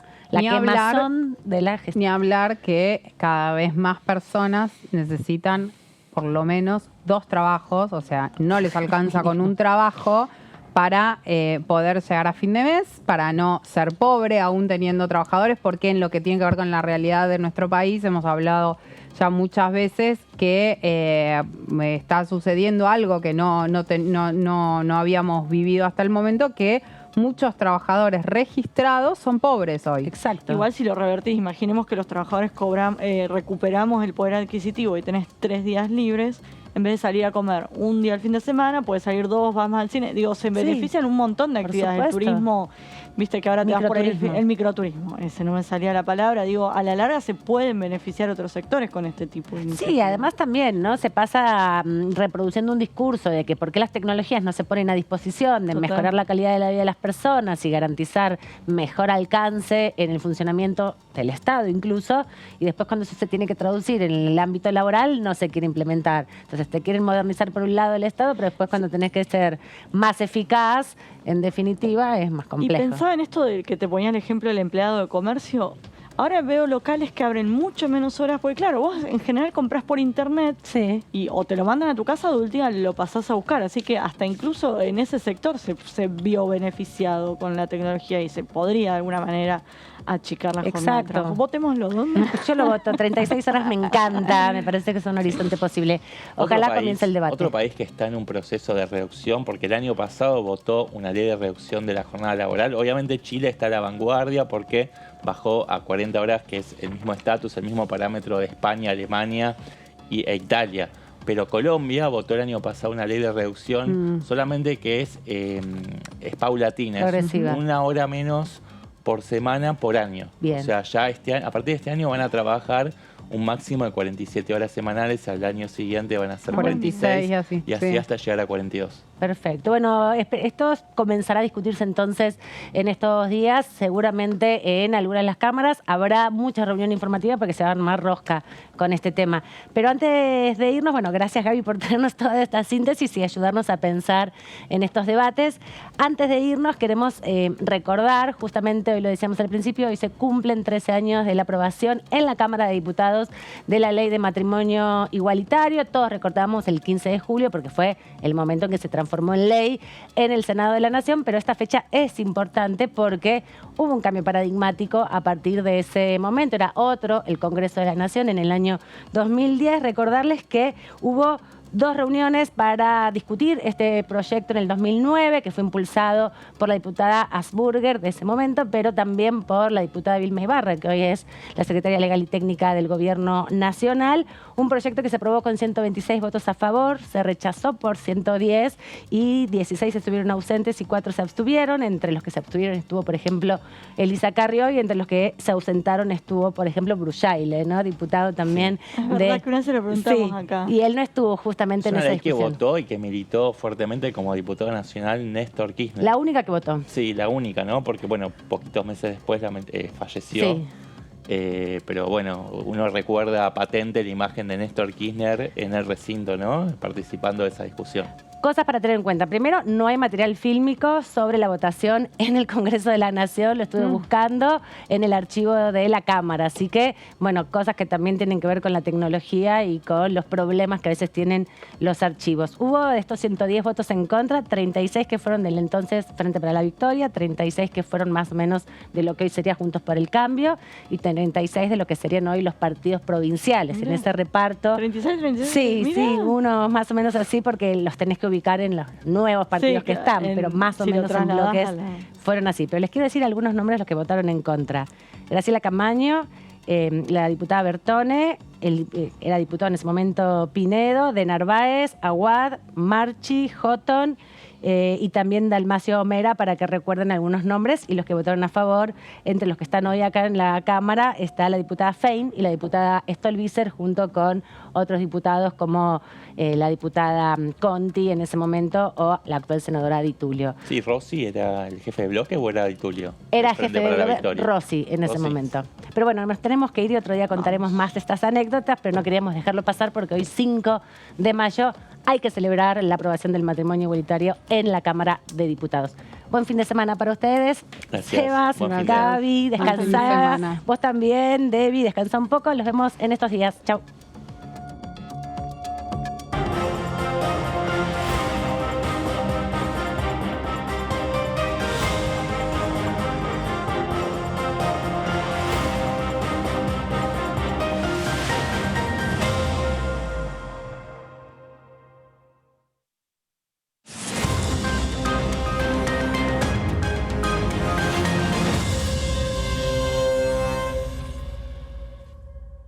Argentina Presidencia.